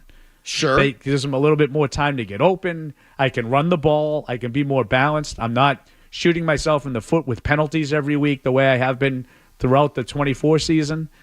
Yeah, I think you can suddenly transform your offensive line into a strength if you can hit 3 guys in one draft. Would you draft Travis Hunter 2nd overall? I probably would as of right now.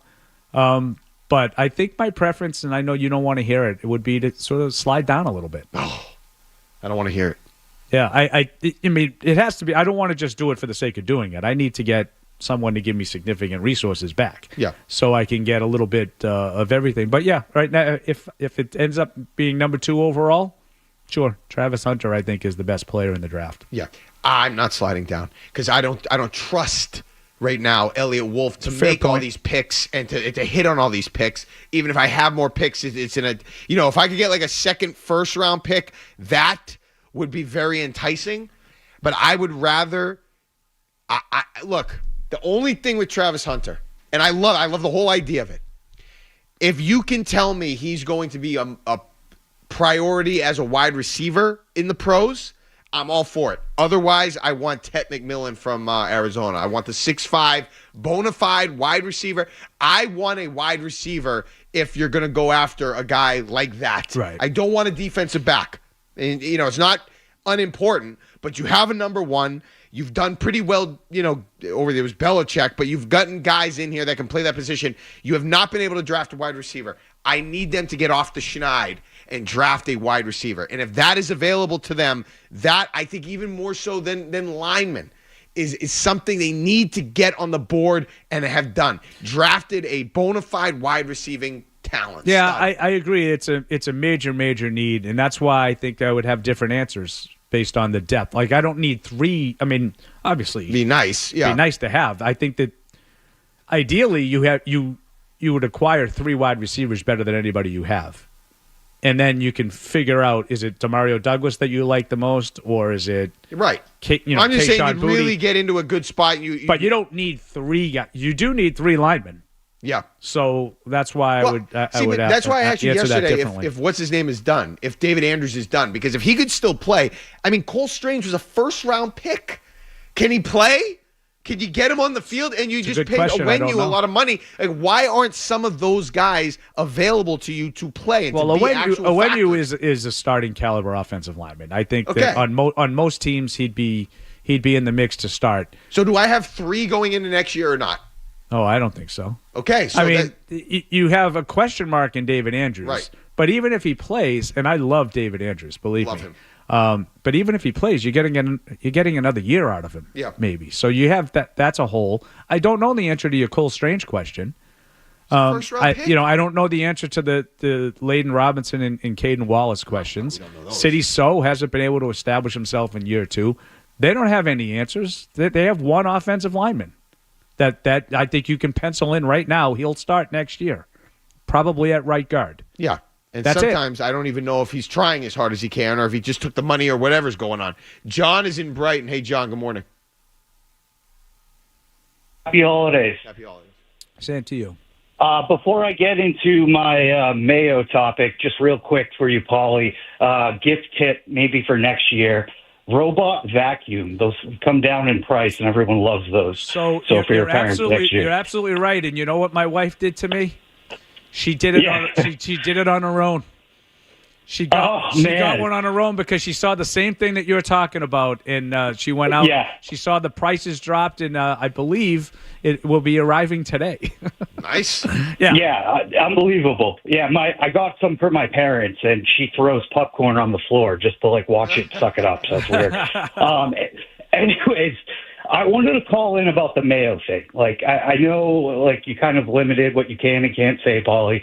But, it's clear there's certain traits you can see very early on in a coach that he's just not, a leader. And, the development of Maye, especially in the early years, is just, quintessential.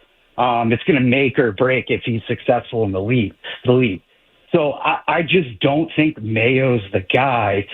And they're not even going to be able to sign free agents because it's even if they're offering the most money, who's going to want to come to play for this dysfunctional locker room and coach? You got to find a way to win some games.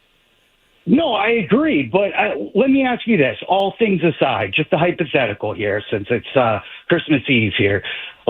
If Mayo was to be out the door, what could the Patriots do to get a good head coach? We always talk about Ben Johnson, but why would he come here? That's what I want to get your thoughts on. Yeah, so, what could we do to attract an OC or a head coach that, it just seems dysfunctional and nobody wants to deal with the Patriots right now? So, I understand. I think that you're painting a particularly bleak outlook there, and I'm not telling you you're wrong or but I think you are overstating some of the things. So Ben Johnson, and he's the the new hot name on the. Smoking. Yeah. And I why wouldn't he be? Look at what he's done in Detroit. So the simple answer, why would he come here? So I think if you have a young offensive-minded head coach that's sort of weighing his options, and he touched on this, you're going to have to pay him. You're not going to get him he's never been a head coach before, so he's going to take a smaller deal. No, you're not in that situation. You're going to have to pay for him. Yep. But the other thing is, you think Ben Johnson looks at Drake Maye and says, I can work with that?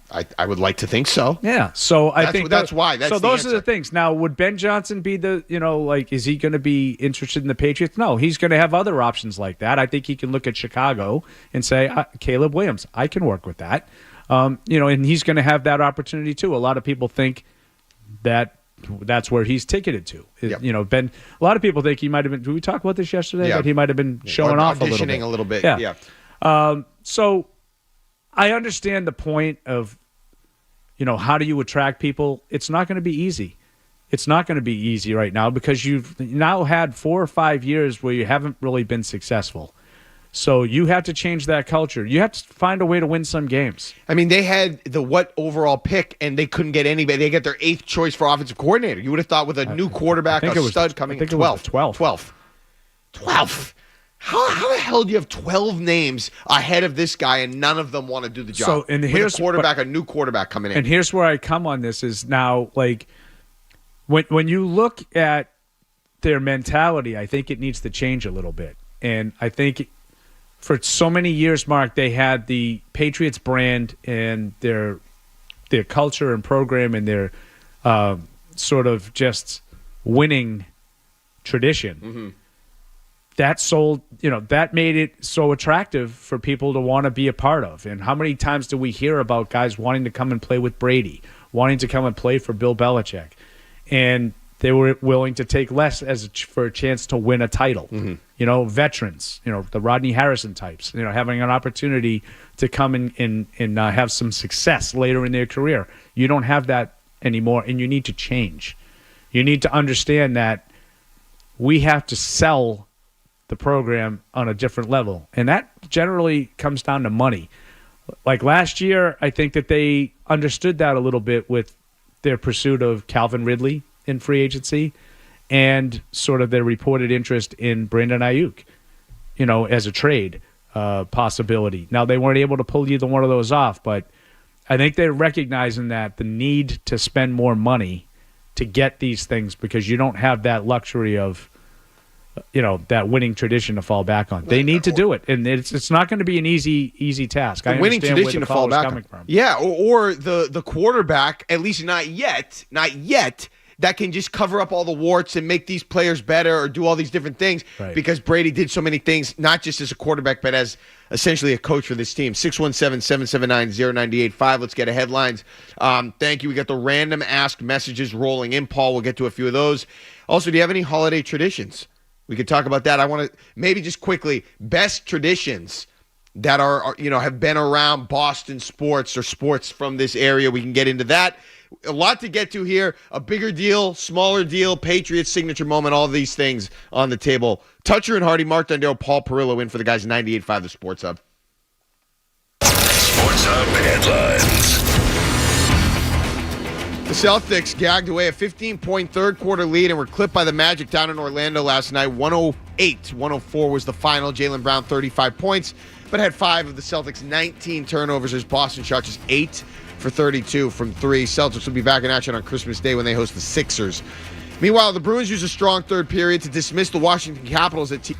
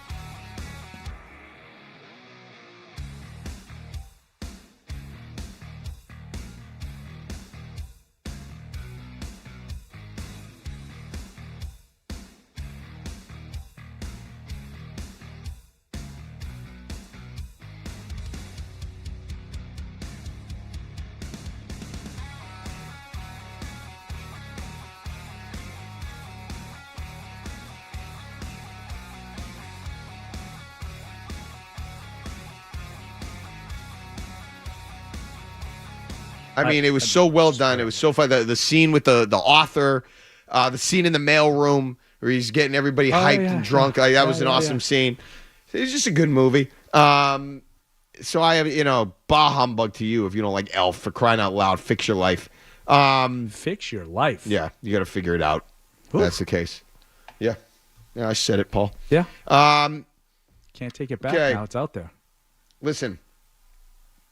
Did you see, by the way, Brad Marchand so David Pastrnak left the Bruins get the win yesterday over the Capitals with an upper body injury. Yeah. So they asked Brad, the captain, after the game, if he saw him after Pastrnak, how'd he look? So Marchand responded with, quote, how'd he look? He looked great naked. I saw him in the shower. Oh, Jesus. Yeah. I love it. I'm here for that type of humor post game. Especially after a good win like that. It was a good win. It was a good win. It might have been, I don't know if it was their best one, but, Washington's played very well. It's a good team. They're without Ovechkin. Good team. And they, 11 shots. They gave up 11 shots. Yeah, it's crazy. Like, I was looking at the Rangers-Devils play during the day, and the Devils blew them out. They beat them like 5-0. And I saw like a 12-save shutout. I was like, 12 saves? How embarrassing. Yeah. The Capitals only had 11. 11 that's shots. Crazy. You ever have an awkward shower encounter?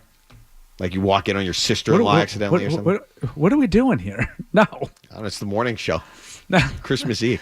That was more of a 6:45 topic. There was no one's up yet. There was now people are listening. Home Improvement episode about like where Tim walks in on his sister-in-law or something like that. It was a funny episode. Yeah, I haven't had one. Yeah, I've never had that kind of no. Listen, don't tell me this is a 6:40. There's no deadlines on topics here. We can do whatever we want. Here we go. We got a random ask message. Looks phenomenal naked. That's right. Thanks. Random ask message here. We're going to get to this one. Okay. Thank you for those sending in the random ask messages. I know, I like these. At Tony Tea Time, right? So you can send one in if you want, at Mark Dondero on Twitter. This one's for Paul. Okay. Paul, would you rather get a round at each of the 4 major championship golf courses in a calendar year, or get courtside seats to every Celtics home playoff game for a playoff run? I'll take the round at the 4 majors. I think that's the answer. No question. Yeah. I mean, no question. I would love to play. I'd love to play Augusta, and I would also like to play like St. Andrews, something like that. You can play St. Andrews. Have you ever played a links course? Granite links? Is that a links like a true links course? Yeah. Probably not. Yeah, I've never played one, with and like I don't the know. wind whipping and the bunkers. I don't think I would do very well on one, but I would really like to play it. So here's what I would say about that: the links course, I don't know, but visually, I feel like it wouldn't be that intimidating visually because there's no like deep woods or wide, trees. It's just just like wide it feels open. like it's There's wide open. You'll find the ball to hit it in. Even if it goes in the fescue, you'll find the ball. You might have to hack it out. Never get it out. But. Yeah.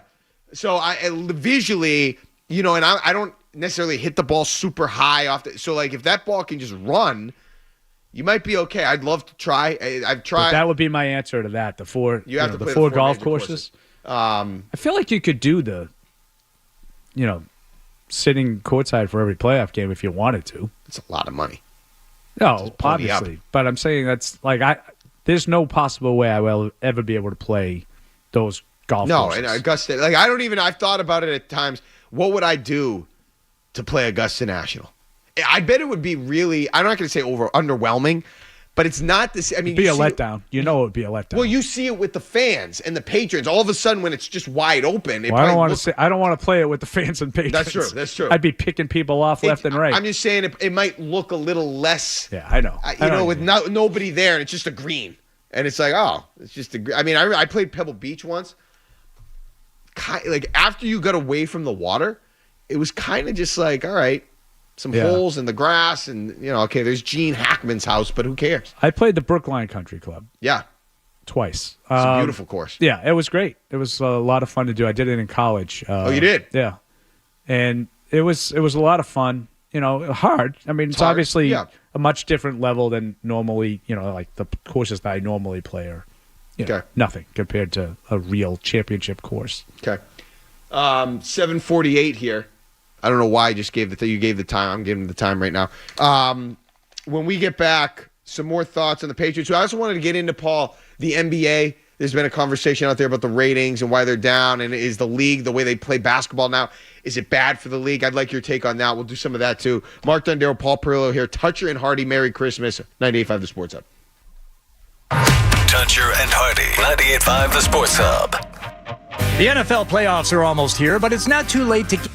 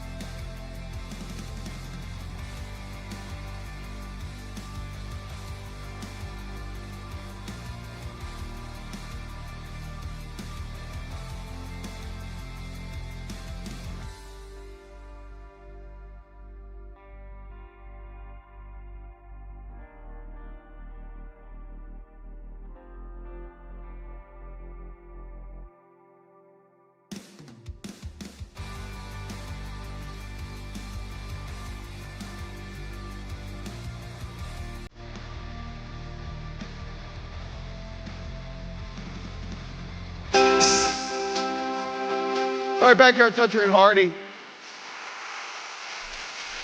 I feel like if my wife's trying to find a gift for me, there's nobody easier in America to get a gift for. Do you feel that way about yourself? Like it's just easy to get gifts for? I'm going to sleeve a golf ball, so I'm good. That's right. Anything golf related or, a well-scheduled night out or something like that. Right. Some grown-up time. That's all I need. Simple. Okay, so the Celtics, tough loss. And I'm not overly alarmed by losses like this. I'm not happen. either. It was surprising. Like I said, I watched a good chunk of the game. Not being used to these hours, I checked out. Not gonna lie, I was in bed before the game was over. And when I woke up this morning and saw that they had lost, I was very surprised. They seemed to be in control of the game. Even now, as we're doing the show, I'm watching the replay of it, and it just watching right now, it would be hard to imagine they lost this game just based on what I've seen. But I agree with you. There are going to be losses along the way. I don't really care about the ebb and flow of sort of the intensity level of the 82. I know that sounds kind of silly. The Celtics, to the great Celtics teams that I grew up with, often did that. I think those Celtics teams, a lot of different versions of the Bird, McHale, Parrish Celtics could have won.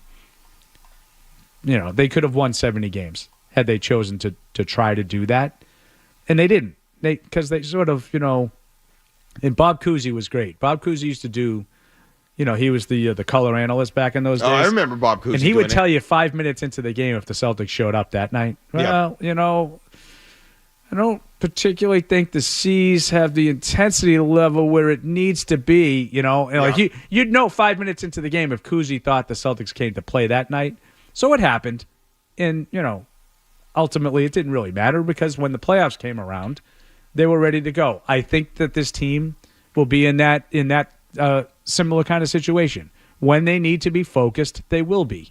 You even saw it last week, Mark, right? Last Thursday night, they lost a game at home to Chicago, right?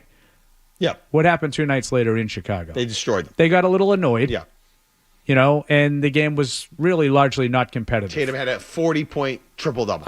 One of the better games that I've seen Tatum play in a while. Absolutely. So I'm not overly concerned. I know that purists will listen, so he's advocating them not playing hard all the time. Yeah, I kind of am.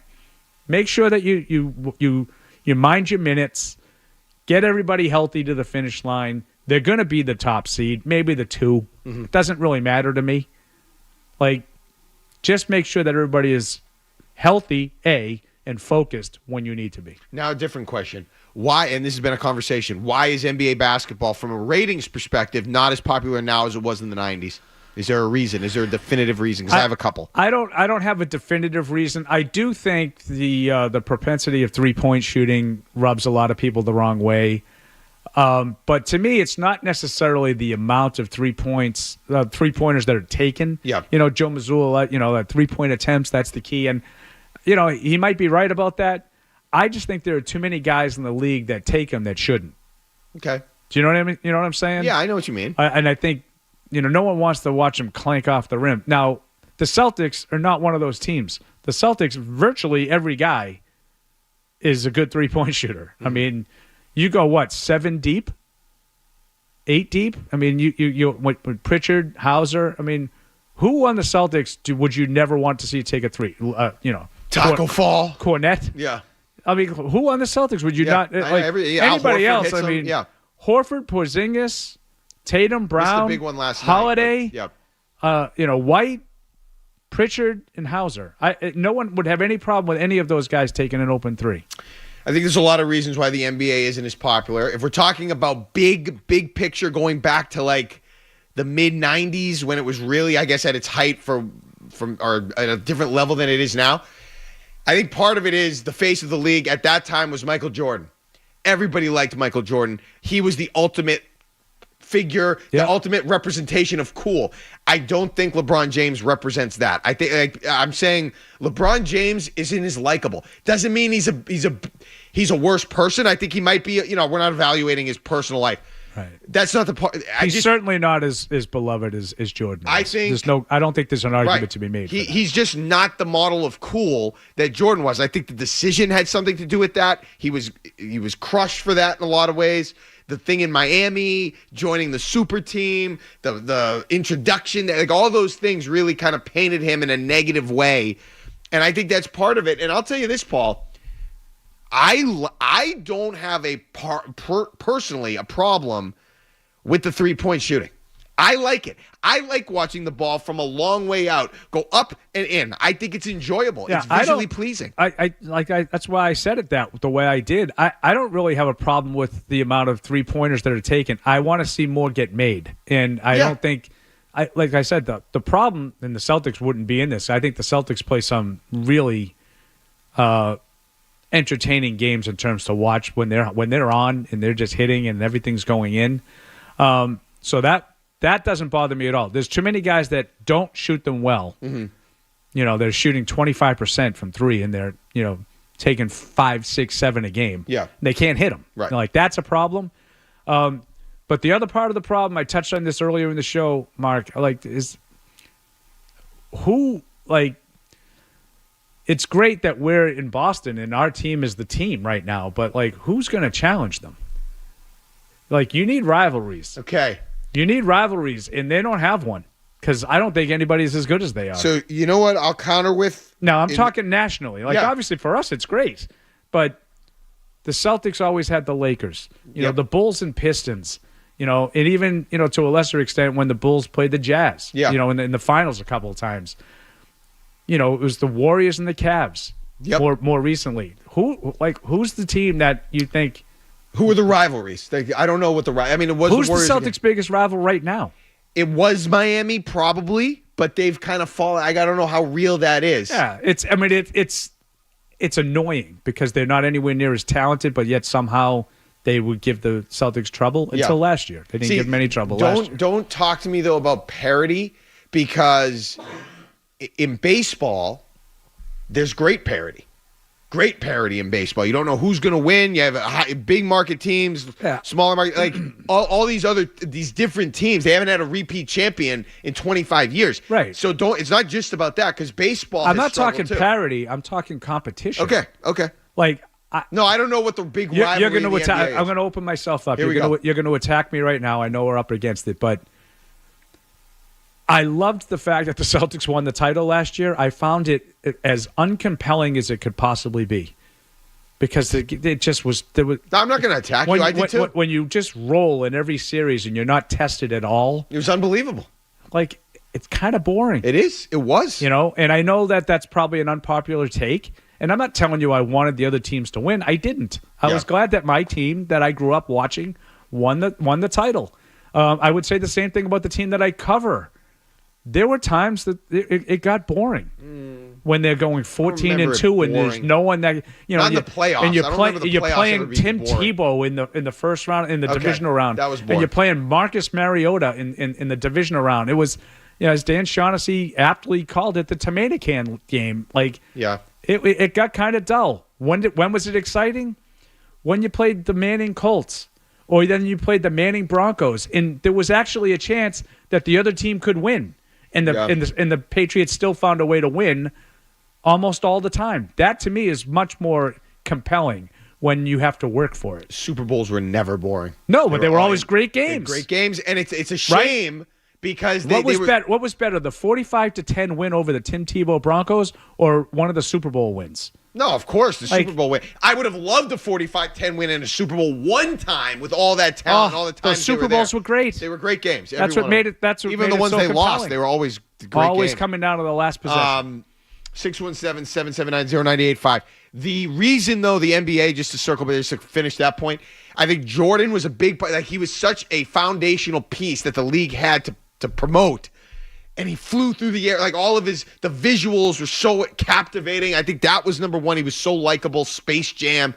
And number two, back then, the NFL was not what it is now. I think the NFL in the early 2000s, I don't know if it was fantasy football or whatever, it really took it. The league went to another level. Yeah. And I think it left everything in the dust. And I think the NBA was a part of that. And that's why it's not as popular. The NFL obviously has the advantages, not just of the betting and the fantasy, but just the nature of the schedule. It's every week is. You get hyped up for one big matchup. Right. You play that game, and then you start building again. So I just think it works. So that's, there's a lot of reasons the NBA has fallen off from a viewership perspective. I know social media posts, they do great, I guess. But, yeah, I mean, we're literally talking about who could challenge the Celtics and how could they challenge the Celtics. I think Oklahoma City could challenge them this year. It could be a challenge. If the Celtics, end up playing like a 7-game series with somebody, I bet you the ratings are really good. We'll see. Because I think there'll be a lot of people in the country that'll be rooting for the other team. Yeah. 617-779-0985. Mark Dondero, Paul Perillo here on Toucher and Hardy. We're going to get to headlines. We'll be back. No commercials here. Happy holidays. Merry Christmas. WBZ-FM and HD Boston. Patriots! From the opening kickoff to the final play. Touchdown! Your home of the past. 98.5. The Sports Hub. Beasley Media Group Station. Sports Hub headlines.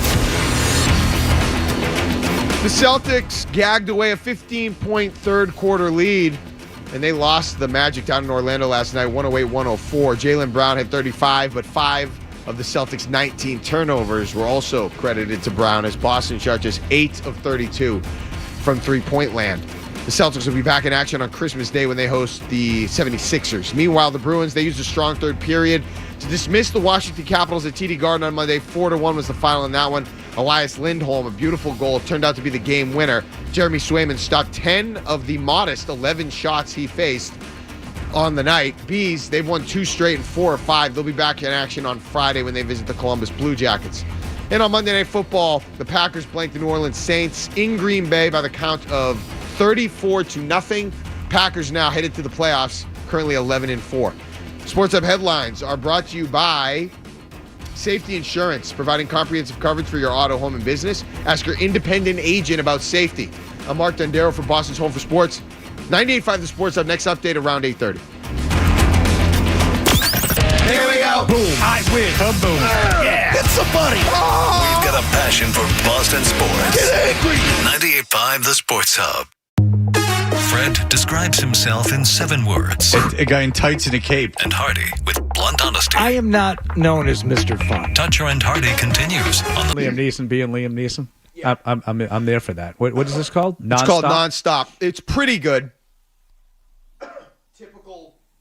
Typical Netflix movie type of, it's good, not great. Yeah. But it's Liam Neeson as like an ex-ass kicker, and he's coming back and he's doing what he has to do. I'm always there for that. Love that. But it was the same thing, Christmas Eve. Or no, this is another movie I'm watching. This one wasn't Christmas Eve.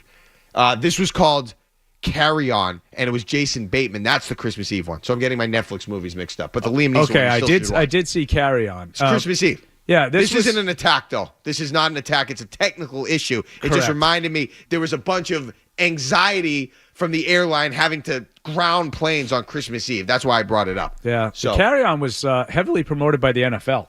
Really? Yeah, we were doing commercials. We were doing promos for that a lot on our shows. It was good. On Patriots.com with Patriots Unfiltered, and I think it's because the game's tomorrow or on Netflix. They're trying to partner up with the NFL.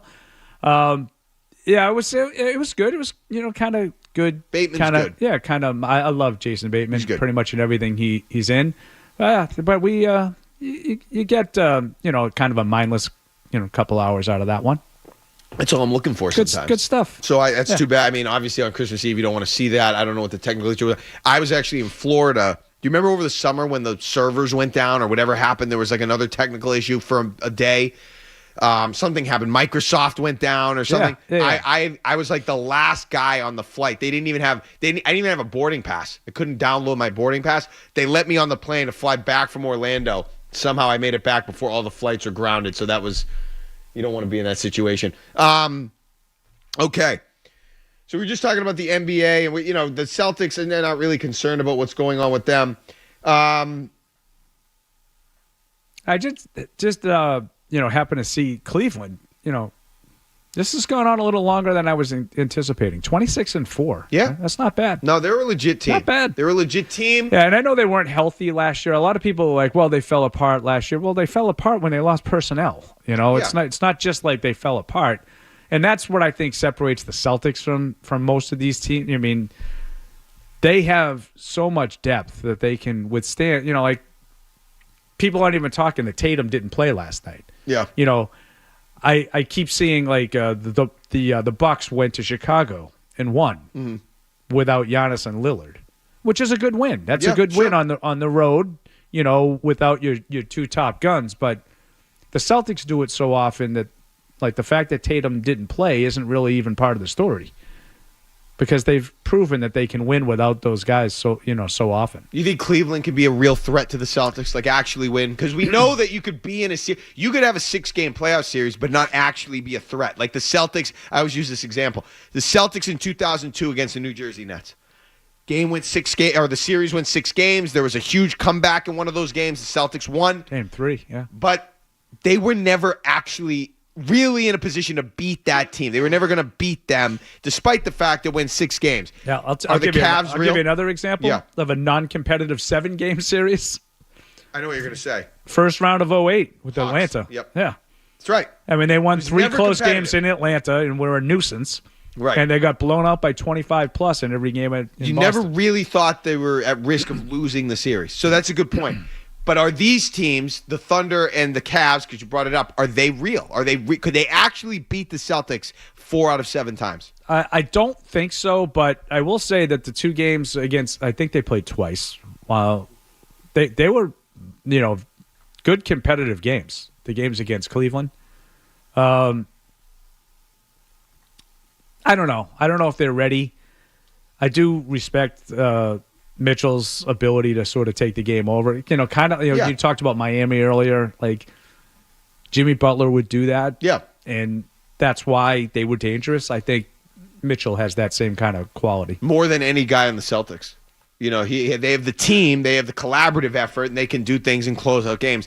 But I think I would trust Donovan Mitchell individually in that spot more than any player on the Celtics. That's not necessarily I guess it's sort of a knock on Jason Tatum, but it doesn't. I don't mean it to be, but I just would trust. I've seen him do it more in those big moments at the end of when the shot clock is expiring. Tatum's been good, but Donovan Mitchell that's a guy I never wanted to see in Miami. Let's just put it that way. Yeah.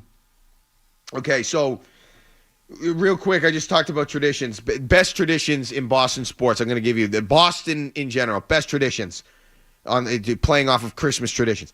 I have Boston Marathon. I have Thanksgiving Day high school football. I have the Cape Cod Baseball League. And then I have the Tom Brady let's effing go at the beginning of a game. Did I miss anything? The other one I thought of, this is going to be an underrated one. Rene Rancourt. You remember Rene Rancourt at the Bruins game? The big fist pump at the end of the national anthem. Playoff game, you get an extra one. Oh, that was one of my favorite traditions. I couldn't think of a lot of pro traditions. The Celtics retiring another number. Is that a tradition? I don't know. Yeah, I don't know. I'm trying to think of... Sure. I feel like that they, I know that, for us down in Foxborough, I think we've really tried to sort of like start stuff. And I know like people don't want to hear like the Sweet Caroline, because people hate that. Well, that's why I didn't leave it out. People don't like it. It's not necessarily for me. I don't go to a game looking to sing, but like I've really never gotten the visceral hate that gets. Okay. Like something that everybody does and seems to have fun with. I don't know why that bothers people so much. You'd think it would bother me. Doesn't. No, I like Neil. You accurately read that. I did think that you would be bothered by that. Yes. Especially if they were losing. You think I'm an angry? Yeah. No. You're an angry elf. Yes. He must be a South Pole elf. So I would say that down in Foxborough would try and sort of the, Zoe loves to get the crowd going, back in the day with You Love, Josie. That would work. That was kind of a tradition just sort of unto the Patriots. A lot of Bon Jovi stuff now. The crowd still loves to sing, Living on a Prayer and things like that. The touchdown is, This Is Our House. I just don't know if any of them have really sort of made it. Okay. To that level. So I don't know. Like I don't know if there's any pro ones that we've missed. Fine. That's fine. If we did, you can chime in on the chat. I mean, the Bruins goal announcer, woo. Yeah, that's. I get up for that song when that comes on. Let's go to Josh in the car on the NBA ratings. Hey, Josh. Hey, Merry Christmas, guys. Just wanted to quickly say, the big issue with the NBA ratings now is that there's no star loyalty with teams. Guys are just team hopping every 2, 3, 4 years. It seems like you go back to the '90s. I mean, you think of the Bulls, you think of Jordan and Pippen, you think of the Jazz, you think of Stockton, Malone. Those guys were cemented on those teams for 15 years. You don't have that anymore. Everybody's just get their max contract, and I want to get out of here. So I think that's a really interesting point, and we didn't bring it up. We probably should have. Coupled with that, I think there's a lot of fans, certainly of my age, the older, they get off my lawn folks like me. Grandpa. They look at it as like, well, they want to do it the easy way. Like that really, I think, was the turning point for LeBron. Right. I'm going to go to Miami and I'm going to recruit my buddy Bosh and I'm going to join Dwayne Wade. And now everybody does that. Yep. They don't all work. Mm-hmm. But there's attempts to create these trios all over the league in free agency. Everybody is sort of in bed with each other. They're all look at Kyrie. Right. I think that rubs a lot of fans of my age the wrong way. He's right. Like, if you weren't good enough to get over the hump against the Celtics and Lakers in the 80s, tough. Yeah. You didn't say, like... Look at Reggie Miller. Yeah. I mean, that's a perfect example in the 90s. Like, you couldn't just say, well, I can't beat him, so I'm going to be Kevin Durant, and I'm going to go to the next best team and just join them. As a matter of fact, didn't Reggie Miller have an offer to join the 08 Celtics? It was like, I can't because I'm a Pacer, and I've always been, and I can't join the Celtics. He would have won a championship, but he didn't want to. I think that's a good point, and I think that's a part of it. I think that is a part of it. You talked about the rivalries. Nobody doesn't like each other anymore. Everybody's friends, and that's fine. Hey, yay! But I've come to grips with that. Okay, like that these guys are, Yeah, no, that's fine. I think there was a genuine sort of distaste between, say, the Jordan Bulls and the Isaiah Thomas Pistons, or the Knicks. They didn't like the Knicks in the '90s. Like those teams didn't. The Knicks and the Heat. Yes, that was real. That was real rivalry. The Celtics and Lakers was real. Now, I think you sort of understand that, Bird and Magic were much more friendly than we probably realized. I know. Magic talks like, I hated Green, but they're like the best friend. I don't know. Yeah. It's a weird dynamic. Louis in Amesbury. Hey, Louis. Hey, guys. Good morning. Good morning. Happy holidays. Merry Christmas. Great waking up to you guys, Mark and Paul. Nice job this morning. Thank you. How about being stuck at the airport today? Oof. Can you imagine the Grinches? Can you imagine the nightmare that's going to go on at the airport today? Yeah, no, I don't want to think about it. And people are dicks. I can't. Same. Unbelievable. I've never had to travel on the holidays, and I'm pretty thankful for that. I can't. Yeah, I don't. I just feel terrible for those guys. Tough loss from the Celtics last night. One quick tradition. How about the Bruins game, noontime game, day after Thanksgiving? Love it. Good tradition there, Louis. Thanks for the call. I got another guy on the line who has the best tradition probably in the history of the city that we didn't bring up, and I'm going to let him bring it up. John and Lynn. John, how are you?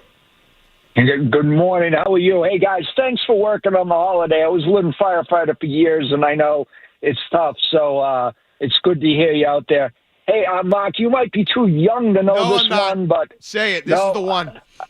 Red Auerbach, lighten up the cigar when the Celtics had a win. Should have. It's off. I'm embarrassed. I didn't think of that. It is a really good one, and it is before my time. Which, obviously know of it. We know of it, yeah, but I never actually got to experience. Thanks for the call, John. That's the one. That is such a great tradition. It's symbolic. I mean, you have pictures of that in the Celtics facility. Can you imagine how annoying that must have been for the other team? Like, That guy just decided that this game is over. There's like 4 minutes left. You know what I mean? Like, he starts lighting it up. So disrespectful. Love it. Especially if you watch the a few years ago, I watched, what was the thing on HBO? It was about the Lakers winning time or something like that. It was and Red was such a cocky mother effer. Like, he was such a, and then I remember the one story my dad used to tell me about how in the Lakers, he would light the cigar and be like, what are they going to do with all those balloons up there? That was like a classic. That was 69. I mean, he was Belichick before Belichick was Belichick, basically. 617-779-0985. Mark Dondero, Paul Perillo, Toucher and Hardy. Merry Christmas on 98.5 The Sports Hub. Stay tuned for more Toucher and Hardy on The Sports Hub. Valvoline Instant Oil Change is getting you home for the holidays.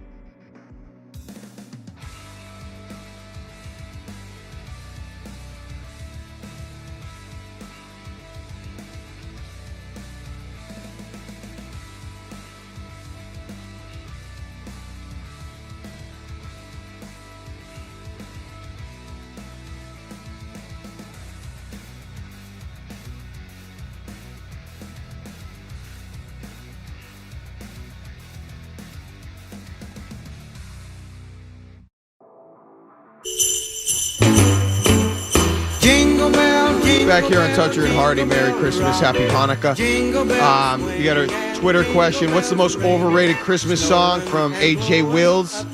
And that's easy to me. It's Rocking Around the Christmas Tree. Nothing against it. I don't love it. I feel like I get annoyed when it's on, maybe because it's on that Santa that's played over and over over the years in my house, my parents' house. The thing that swings its hips, and all it says is that same song. It's overrated. It doesn't really rev my engines. It's an overrated song, and I don't really care to listen to it. I don't have it on any Christmas mix. I don't like it. That's a different reason, though. You were stuck with it constantly. Maybe that's what it was, on a loop. Overrated, just overrated. That's got to be the Mariah Carey song. That doesn't mean it's not good. I don't know, doesn't mean it's not good. Executed song. Well executed. I feel like that's a great phrase. Yeah. Well executed song. I love it. I'm with Paul on this one. Yeah. Because I think Mariah Carey's overrated. That song, because I feel like for a lot of people, that song is synonymous with Christmas, and there's so many more classic songs than just that. Yeah. That's fair. It's fine. I'm not a huge fan of the song, to be honest with you. I just have respect. If it was an original that they came up with and she sang it, I just have respect for that process. I just feel like if you're talking to I need songs that are going to get me in the Christmas mood, the Christmas spirit, that wouldn't be one of the ones I would go to. And again, it's a good song. I'm not saying it's not catchy and whatever, well executed, as you called it. Yeah. But there are other songs that, more traditional. I'm with Kyle. I think there's more traditional songs that I would, and Rocking Around the Christmas Tree is definitely one of them. That you're blasphemous, your hatred for that song. Is that what I said? Yeah, said it was overrated. Yeah, that's what it is. Okay, we have Christmas songs. We have Christmas traditions, and Dan has a Christmas tradition. Dan's in Hudson. Hey, Dan. Happy holidays. He has a sports first tradition. of all. Hey, thanks, Dan. Nice. You too. Yeah, the Patriots, when they dress up as Patriots and shoot the muskets, I feel like that's a pretty good sports tradition around here. The militia. The militia. The end zone The militia, yeah, the Minutemen. Yeah. I mean, listen, I appreciate the get up, the effort, and I'm a history buff. Okay, I love history, American history, but for some reason, that specific act of them shooting the muskets after a touchdown has never really done it for me. I don't know why. Yeah, I mean, you're probably not alone on that. I just don't see it as this I can't let's light the muskets up today, boys. I don't remember. That's not what I think about when I think about the Patriots. Connor is in Ipswich on traditions. Hey, Connor. Hey guys, love the show, but I think, and also Merry Christmas. But I think you missed one thing for Boston sports tradition: Sweet Caroline at the Red Sox. Nothing better than that. Okay, so you brought that up. Yeah, okay, I did mention it, and I know that's sort of polarizing for a lot of people. I know a lot of Red Sox fans that hate it. Why is that again? Why do they hate it? I don't really know. I always answer it the same way. I'm 56 years old. It's not for me. It's really not for me. Yeah, okay. It's for younger fans and what age people is it for? I'm just saying, you want people. I have a hard time criticizing something that gets virtually the entire park to take part in it. Yeah. And I haven't been to a lot of Red Sox games recently, but I have been there it's like everybody in the park is singing. What's wrong with that? Why does that bother people so much? I think part of it. But don't you agree that a lot of people hate it? Yes. Why do you think the reason that they hate it? Because they hate John Henry. Oh, okay. I think that's what it comes down to. They were bad. They had gotten bad, the team. So you get the fans up in Fenway Park where the team is losing again, where they're not in contention for a postseason berth again. Everybody's mad at the owner, and everybody's out there singing Sweet Caroline in the 7th inning when they're losing 9-3 to the Blue Jays. So it's that's why I think. So you think maybe they should just not do it when they're losing? Or, losing by a lot. If it's a one-run game or a tight game, that's fine, but maybe don't do it if it's 9-3. When you're losing. Maybe just take me out to the ball game, and then you can talk about losing. Isn't there a line in there about losing? Am I thinking? If they don't win, it's a shame. It's a shame. Yeah. So you could just shame. Right, shame. something like that, or just go with a completely different song, spice it up. Yeah, like I said, it's not necessarily something I look forward to or anything like that. I just don't understand the visceral hate that it gets. Neither do I. Dave is in Weston on overrated Christmas songs. Hey, Dave. Good. I'll give it to you in 1 second, but to get to your point right there, right? So, Mark, I think you have it right where, all of a sudden, it's the 8th inning, right? They're down 9-3, and like 6 of those runs are unearned because there's been 4 errors on the field, right? And it's like, hey, and Paul, I think the reason people hate it, and it's got that level of hate, is because the Red Sox fans, the tried and true, they don't care about it, right? But what they hate is that, the one game a season from New Hampshire or from Maine or, somebody coming in on a bucket list and like the game can be out of contention or whatever, and they stick around in the 8th inning just because that's the thing they came to the park for that day, right? It's not even the game. It's like, I'm going to do Sweet Caroline in the 8th inning, right? And so it's, we sit and they all do their singing. So it's not the whole park singing, Paul, right? It's just them. Okay. Okay. Yeah. But my overrated Christmas song, Bruce Springsteen's, Santa Claus is coming to town. I mean, please, if I never hear that again, I'm a happy man. That would be my Christmas present. You know what, Dave? That's a good point. I don't like that one. I'm not into that. And I'm not a big Springsteen guy. I'm not either, but I don't mind that. I don't really care for it. It doesn't do me any favor. It doesn't do me anything. It just, just kind of there. There. Yeah. I'd rather listen to Mariah. Well, I mean, in terms of it, the ability to sing, I think that's a blowout. We're talking about the boss, though. This is the boss. No, I know, but that's like, there's more than just like sort of, he's got obviously a distinct sound. Yeah. And, the legendary career. I'm not comparing the careers, but Mariah Carey is a much more gifted singer. Her voice. Yeah, of course. I mean, I don't really think that's much of a debate. 617-779-0985. We got to get it trending. We'll be right back here. I still want to play a little bigger deal, smaller deal. Jaylen Brown is the subject this week, or not this week, today. We did one yesterday, too. Mark Dondero, Paul Perillo in. Toucher and Hardy, 98.5 The Sports Hub. Merry Christmas. Happy holidays. Sports Hub headlines.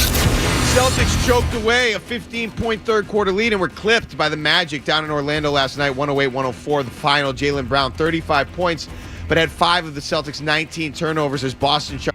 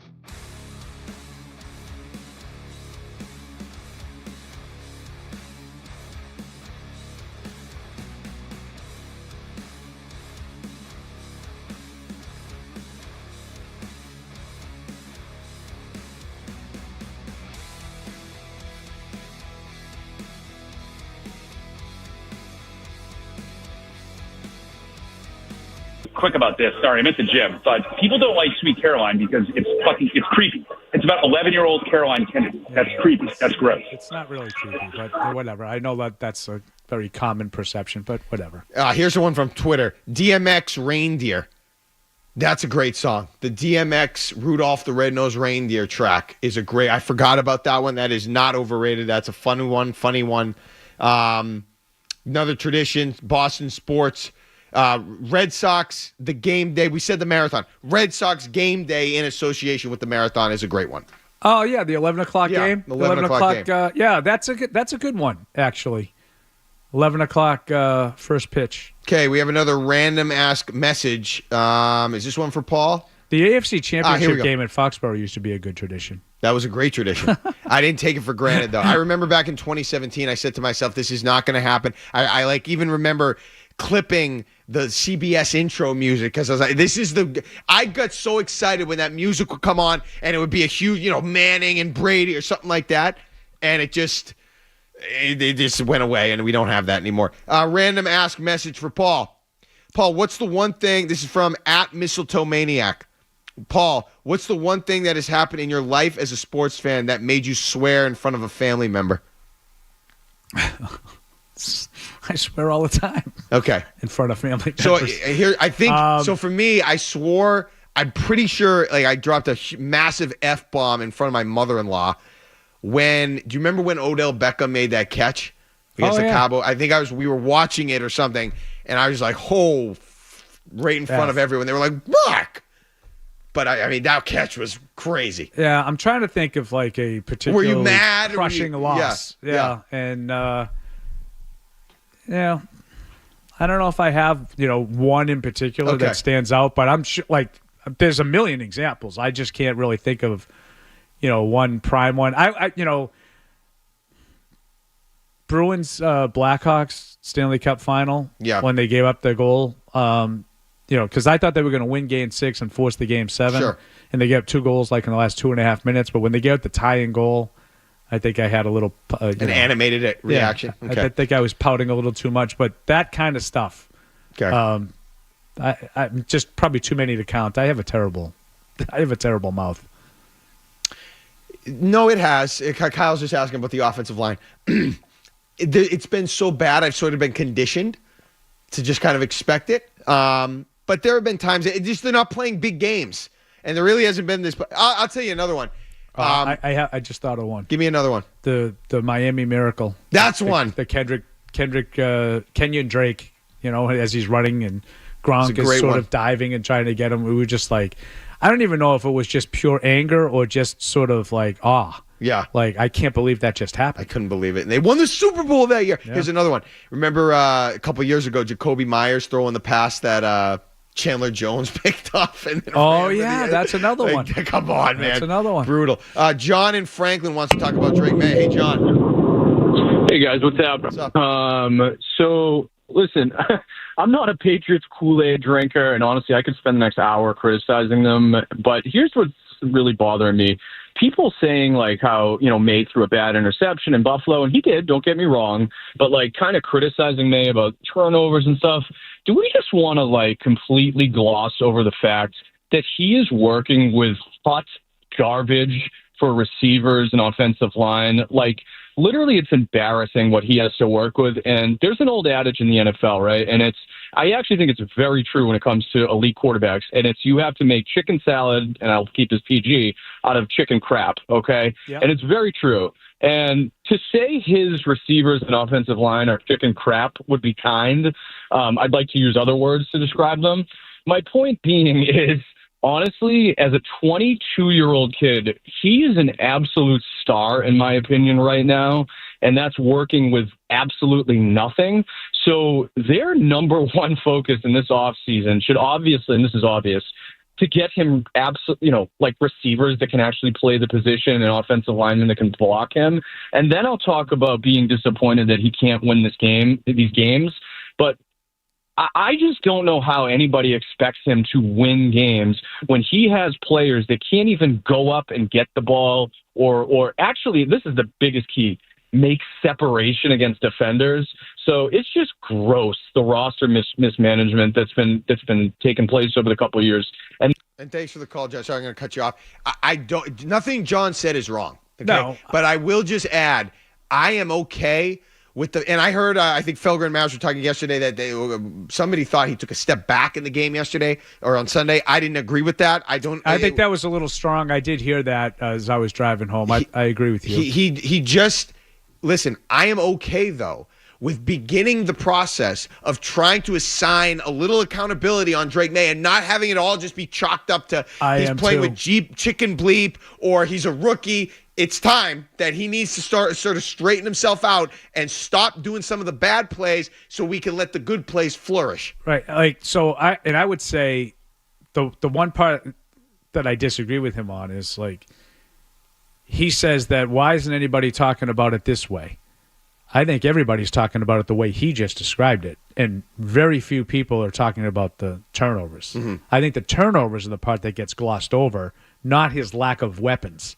I think the lack of weapons has gotten a lot of attention. Right. I think the lack of pass protection in offensive line play has gotten a lot of attention. The problems around the roster, again, has gotten a lot of attention. I think a lot of people have glossed over the mistakes. He made a comment, he's a star. How do we know that? Because he's flashed. He has great potential physically. So is Caleb Williams a star? Because I'm going to guess all Patriots fans think he's a bust. No. That's a good point. Because he's got a lot of the same physical capabilities as Drake Maye. Until you start to show that you can lift others around you. And win. And produce. I said this yesterday. Let me just state this emphatically because I am such a big Drake Maye guy. This, I said this yesterday to you. I wanted to take him. I would have taken him over Jaden Daniels. Okay. And I stand by that, even though Daniels has had a better year and has won games in Washington. He's terrific, too. Not taking anything away from Daniels. I liked Drake Maye. Coming out of the draft, I wanted the Patriots to draft him. I think it's been a home run. I think from a physical standpoint, he has everything I'm looking for a quarterback, okay? They do not move the ball consistently, and they do not score points, but yet he's a star. I have a hard time with that. I am as high on Drake Maye as anybody is. But I need to see it before I just say that's what it is. Correct. That is absolutely the right way. And we're all excited because of Mac Jones and the pea shooter and all these different things. He's got a great arm. He flashes, great ability. But you're right. Can you win? Can you score? Can you outscore? Can they win a game when the opposing quarterback and offense plays well? Right. I would even sort of say I don't necessarily need the wins. Because the team is definitely lacking in talent. No. Bear with me here. Yeah. I'm saying if they were losing shootouts every week, I would say he's doing all he can. Yeah. They generally score 17 points every week. Yep. They're not losing shootouts. And as you said yesterday, a lot of the production is late in games when games are over. A chunk of it has been garbage time type of production, yes. And that's another factor that we need to consider. So, again, we're both high on him. Right. I'm so excited about Drake Maye. This is to me, and if you knew my wife, you'd understand why I say it this way. She's a sports fan, sort of ish. Okay? She's not super into it. I can't tell you how many weeks in a row I come home and she's like, I just feel so bad for Drake. Poor Drake. He just has no help. And you light her up. No, I don't. Oh, you don't. My wife sees it. Yeah. This is what I'm saying. I don't know where this notion that people aren't recognizing the shortcomings of the roster. My wife, who barely watches, every week she said, if I were Drake, I'd look to go somewhere else. That's what she said after this last game. Okay. And that's a good take. I'm just, again, it's a delicate thing. It's a difficult thing to assess because when you don't have that production, you don't have that support, then it becomes, well, why can't you elevate the team? And then how good truly are you? Like you said, he looks the part, but he's not really winning. They're not scoring a lot. So how much is real? How much isn't real? It's a very difficult thing. I think we're all still intoxicated by what we see in terms of the positive. Right. But eventually, you have to cross the line of, Now I'm seeing the progression. Now I'm seeing the improvement. Now they're winning games. Now they're scoring 30.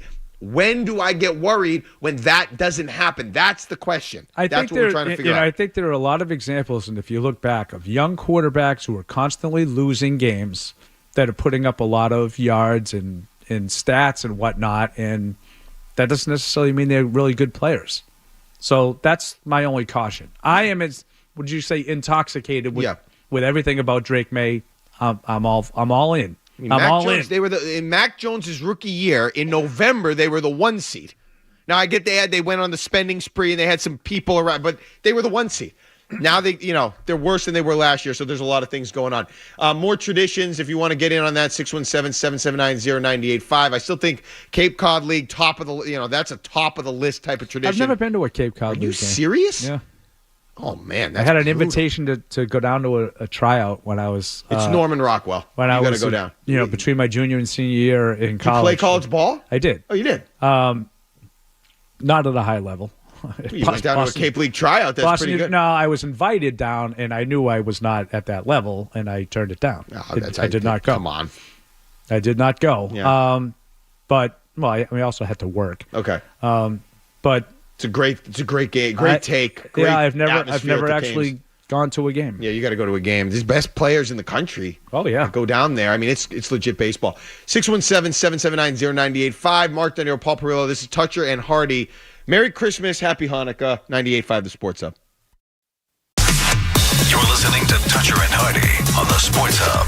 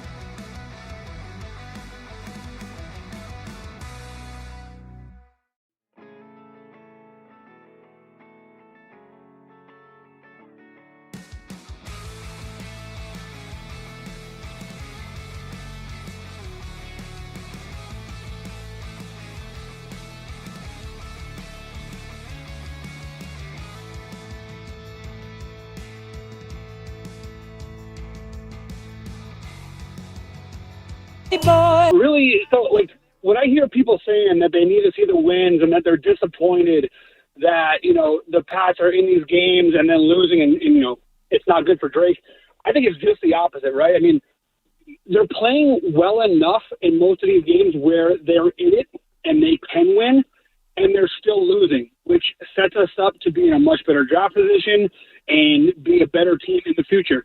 Winning a couple games at the end of the season right now doesn't mean a damn thing, right? Like, this kid has all the confidence he needs right now. We need more weapons around him, and losing these games is what's going to, get us in that position. So I'm totally fine with the way they're playing right now. He's playing great. They're in a position to win, and they're losing, and I love that. Yeah, I would disagree with that almost 100%. First of all, I don't think they're in most of these games. I think they weren't really in the game the other day. Like they're down 10 with a minute 13 left. Right, You're not really in that. They were up 14. You were in the Colts game. Yep. You weren't in the Arizona game. No.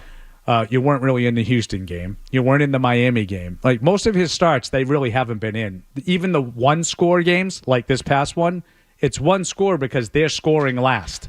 Right. Do you know what I mean? Yeah. They're preventing him from winning games. That's not his fault. Yeah. But that's why they're not overly competitive in most of these games. I know how many one-score games they've played in. Like I said, I don't necessarily think all one-score games are created equal. They had the ball at the end of the Rams game in a one-score game. They had a chance to win that game. They could have they're down 6. They could have scored. The Colts game, obviously, that's a one-score loss that they could have won. This game, they didn't have a chance to win the game at the end of the game the other day. And I think that there's been a handful of games like that they kind of sort of dance on the periphery of being competitive in the game, but they don't really ever have a chance to win it. I agree with you. I think that with the quarterback in place, which we all believe that's the quarterback that you're going to go forward with, there's value to be added to winning these games, even if they don't mean anything towards a playoff berth or something like that. You want to win. If you don't have the quarterback, then I get it. You don't win, you draft, you have a pick that's a quarterback that you want, then that could help you. But if you have the quarterback, I want them winning these games and building up some type There's of value in that. Yes, a foundational identity of being able to win. I do think that's meaningful. Dean is in Cumberland on some of the traditions. Hey, Dean. Hey, guys. It's a tough tradition to go to all the time, but if you've ever been, I've been a couple times. The back-to-back Bruins Celtics games are so much fun. I mean, it's way better when you're younger, but even to watch it, I think that's a pretty cool thing if people can go to see it. The home games, yeah. Thanks, Dean. Yeah, they change over the floor. And I like the doubleheaders. Sure. I've done a lot of those even at college. I go to a lot of Northeastern games, and over the years they've done that. Matinee basketball with a hockey game at night, and you sort of, maybe you stop at like Pizzeria Uno, get something to eat, and you come back. Yeah, I mean, I enjoy those double headers. They don't have enough of them. Love it. Chris is in the Seaport on Drake Maye. Hey, Chris. Hey, guys. Awesome show. Sunshine day. I think everybody should be concerned about Drake Maye, and here's why. They're telling him not to run, and he's running, and he's throwing picks because he's trying to make something happen. They don't have a tackle on the roster. They have no shot to win these games, and he's the only reason why people are even still watching. I saw him on the sideline with Jacoby like a couple of weeks ago, and you can see that he looks like really frustrated. And I think everybody should be nervous about him trying to make plays. It shows how desperate he is. And that, that's sort of the argument, that a lot of people had heading into the season as to why not to play him, because you don't want him developing bad habits. I do agree that there have been some instances where I think he's been forcing plays a little bit. I don't think that was the case in this game, but like at Miami would be one. They're down 24-0, and I think the frustration was visible on his face, and he's trying to sort of elude a tackler and extend a play. He ends up fumbling on. So I agree with the caller there. I do think there's some dangers there. Now I think he's done so much more good than being reckless with the ball. I don't think he's been overly reckless with the ball. I think, a fair amount of his picks have actually hit his receivers first. Sure. So, yeah, I mean, I'm not telling you it's okay to have 15 turnovers and 10 starts, which is what he has. But I think he'll learn from it, and those will go down. So with all that being said, what is, to this point, the signature moment of the 2024 Patriots season. Sorry, it was a long night last night. There's a couple more shots than I should have had, and I'm wearing down. Okay. Are you doing this now or on the other side? We're going to do this after the headlines. Okay. We're going to get you updated. Headlines. We'll be right back. No commercials. And Paul's going to answer that question. The signature moment of the Patriots 24 season. I don't know what it is. Paul's going to let us know. We'll be right back. Toucher and Hardy, Mark and Paul, 98.5 The Sports Hub. From the Town Fair Tire Studios, the Patriots. Into the end zone. Here. Touchdown for the Patriots. WBZ FM and HD Boston 98.5 The Sports Hub, a Beasley Media Group station.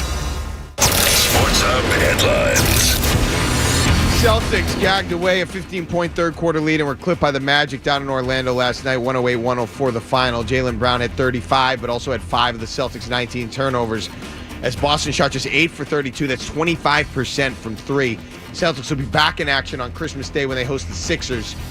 Meanwhile, the Bruins, they used a strong third period to dismiss the Washington Capitals at TD Garden on Monday. 4-1 the final. Elias Lindholm had what ultimately was the game-winning goal. Jeremy Swayman stopped 10 of the modest 11 shots he faced.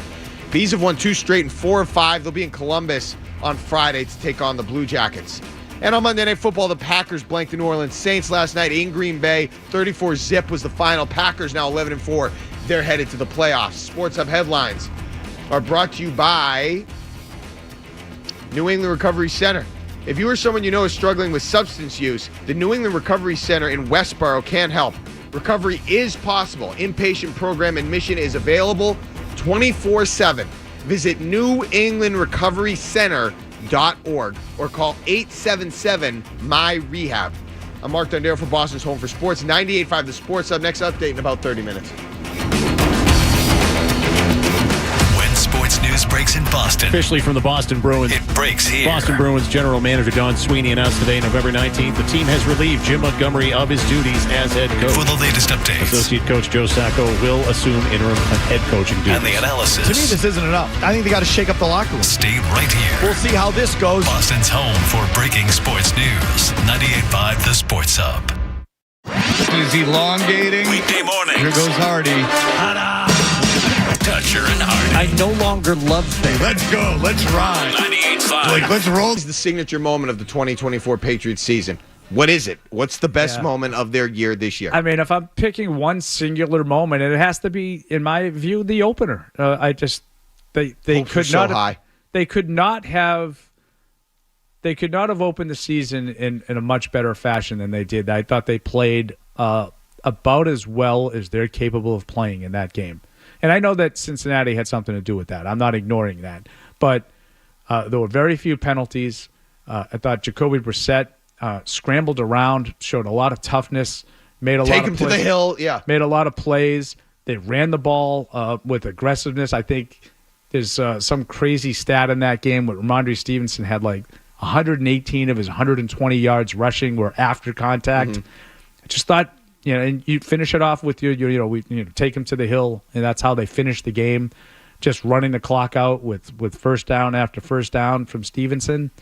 I thought that was the high point of the season. I thought that was the signature moment. It never got better than that. So that's like peaking in high school. That's bad. I'm going to go with a different one. I think because of Drake Maye being on the field, I think the game in Chicago. The Bears, I didn't know they were about to, I forget when that game against the Commanders happened where they lost on the Hail Mary. Was that just before? A couple weeks before? But I thought the Bears were better at that time. I thought they were better than they are. Okay? So you go in there, the defense looks great. Drake Maye outplays the number 1 overall pick. Maye is out there, didn't light it up that day, but I remember he made some good throws. They won the game comfortably. You would won at that point. I think it was 2 of 3. Maye was in there. He was starting. You thought maybe we go on a little run here with Maye playing. That to me, with Maye in there, that was the signature moment. Yeah, if I was going to pick one signature moment for Maye, it would be the bomb at the end of the half against Houston. They're down 14-0. They had done nothing offensively. That was his first start. Okay. All of a sudden, they've had these 2-minute drills at the end of the first halves with Brissett that were kind of like, are we going for it? Are we just going to run the clock out? What exactly are we doing? Are we trying to score or not? They botched it a few times, and all of a sudden, he's the quarterback for one of those drives. and they throw a quick pass to Demario Douglas on the sideline. He kind of cuts back, makes, like a 20-yard gain, and it's drive on, and all of a sudden he gets Kayshon Boutte down the sideline on a go route. Not all that different than the one he threw in Buffalo on Sunday. And you get a 40-some-odd touchdown pass. That, to me, was the signature moment for Drake Maye. And if I'm going to pick one thing, that would be it. He's had a lot of moments that I could turn to. I just, you're coupling the moment with the win. Not that he had a great day in Chicago that day. Yeah, but I didn't think he played very well in that game. That's sort of my lasting impression. Now, the defense was dominant. I think they had 9 sacks. I just felt like because he was out there, just him being out there was big. That's fine. And, and I think some people would be curious if people start calling in about that. I think a lot of people will pick the game-tying touchdown after the scramble against Tennessee. Like, those plays are remarkable to watch. Yeah, that was a great play. As a Patriots fan, a fan of a team, those don't really do a whole lot for me because it's just so unsustainable. It's unsustainable. However, you do feel like the player, he's got it, has a little magic to him. Yeah, like that magic. You don't know what it is, and that's why I wouldn't be surprised if people pick that as the signature moment. He's got it, and whatever that is. Deshaun is in Virginia. Hey, Deshaun. Hello, guys. How you guys doing? Good morning. I want to concur with a lot of the previous callers that were calling about Drake Maye. Yeah. Somebody dropped him, or he hung up. Was that? I don't know what happened. He just off the drones. I heard it click. Yeah, off the face of the earth there. It's gone. Was that Deshaun? That was Deshaun in Virginia. Call back, Deshaun. This is John in Hudson. Hey, John. Yes. What if they lose to the Chargers? In the last game, you play all rookies. Rookie quarterback, let Drake Maye sit out, watch the game, but all rookies to evaluate your rookies for next year. Well, Drake Maye's a rookie. Yeah. I know he is, but let him sit out. Why? To give your second string quarterback, your other rookie quarterback, a chance. But I don't really understand. He wants Joe Milton to play. He wants Milton to play. He wants. Am I missing a reason why you would need that? I think he thinks because they already know what Drake Maye is, and he wants to see everyone. Is he a finished product? No. Then I want to see Drake Maye play. And I just feel like they've played a lot of the rookies. They've played a lot of. Can't play. It's a pretty young roster. Yeah. A lot of people fixate on just the rookies, but Demario Douglas, Kayshon Boutte, they're second-year receivers. They're kind of like rookies. They're young. Yeah. They're young guys. There's a lot of youth. One of the things I really liked about the game on Sunday that hasn't gotten a ton of attention was after, I think, 3 straight games where he was a healthy scratch, Mate Mapu is back in there, and he made a couple of plays. Made some plays. Right? He's a second-year guy, Mark. You should be evaluating these guys. They shouldn't be healthy scratches. When you're 3-12, you should have a second-year safety in the lineup. 100%. And that was one of the things I wanted to see. Those guys have been playing a lot. Keon White, second-year guy. Those guys have played a lot during the course of the year. I don't need to see if Joe Milton can go out and run around and make throw plays. It 90 yards? No, he's got unbelievable skills. It was jaw-dropping at times to watch him in training camp. But Drake Maye's my quarterback. I don't need to see if Joe Milton can play. Vic is in Virginia. Hey, Vic. Hey, I think these next 2 games we need to have Jalen Polk out there just to see if this kid can do anything. I'm baffled that we hired the wide receiver coach from Washington and we missed on McMillan over Polk. So I feel like to see what this kid has, he needs to be out there these next 2 games and just run him the whole game. All right, thanks, Vic. So let me ask you this, Paul. Would you in any way, shape, because I'm not closing the door completely on Jalen Polk. It's a devastating thing to have to say considering, the position he plays and where he was picked. But I'm going to keep it open a crack. Would you ever think about kind of to the caller's point, would you ever think about trying to get him out there, not just putting him out there, featuring him, trying to feature him to get him going a little bit in some way, shape, or form, productively? So we're going to make plays for Jalen Polk. Probably not if he doesn't deserve it. And they know, in practice, again, I just said, so why should he get those opportunities, but Kayshon Boutte shouldn't? Good point. If Kayshon Boutte's deserving of these reps. or Demario Douglas or because of where he was Javon drafted, Baker. because of where Polk was drafted. Yeah, but who's playing better? That's true. And that should be your only real, like I could understand this if it was like KJ Osborne was still here. Yeah. Okay, let's get Jalen Polk in there, and KJ Osborne's probably not going to be here next year. But what do you, if you're Jerod Mayo, what do you care if Kayshon Boutte ends up being a better player than the guy you just took in the second round? If he's better, he's better. Right. Like, I don't care which guy it is. I just need someone to emerge. And I'm not telling you that Kayshon Boutte is that guy. I'm just saying he's been much more plays than Polk's Yes, been much more productive. Yeah. He deserves to play. He deserves to get the ball thrown to him. I still want, within the flow of the offense, I still want to see if Polk is anything. See, I think you could make an argument for Baker for that because he really hasn't had the ball thrown to him. At all, yeah. I think he's probably got 4 or 5 targets on the season. I think Polk has had more than ample opportunity to make some plays. So you're out on Polk. He's a bust. For this year? Yeah. I'm not going to completely end his. I've seen situations where guys have terrible rookie seasons and then their career's not over, but have you seen anything from Jalen Polk this year? No, he looks lost. And do you think that they've given him, I think he's played like 30+ snaps in a lot of games. Yeah. And he's like, it's like he didn't even play in the game. No, his season statistics are worse than some guys one single game. 12 catches. Yeah. Now, I would say this past game, to the caller's defense, the past game he only played 3 snaps. Yeah. Can we get him on the field a little bit more than that?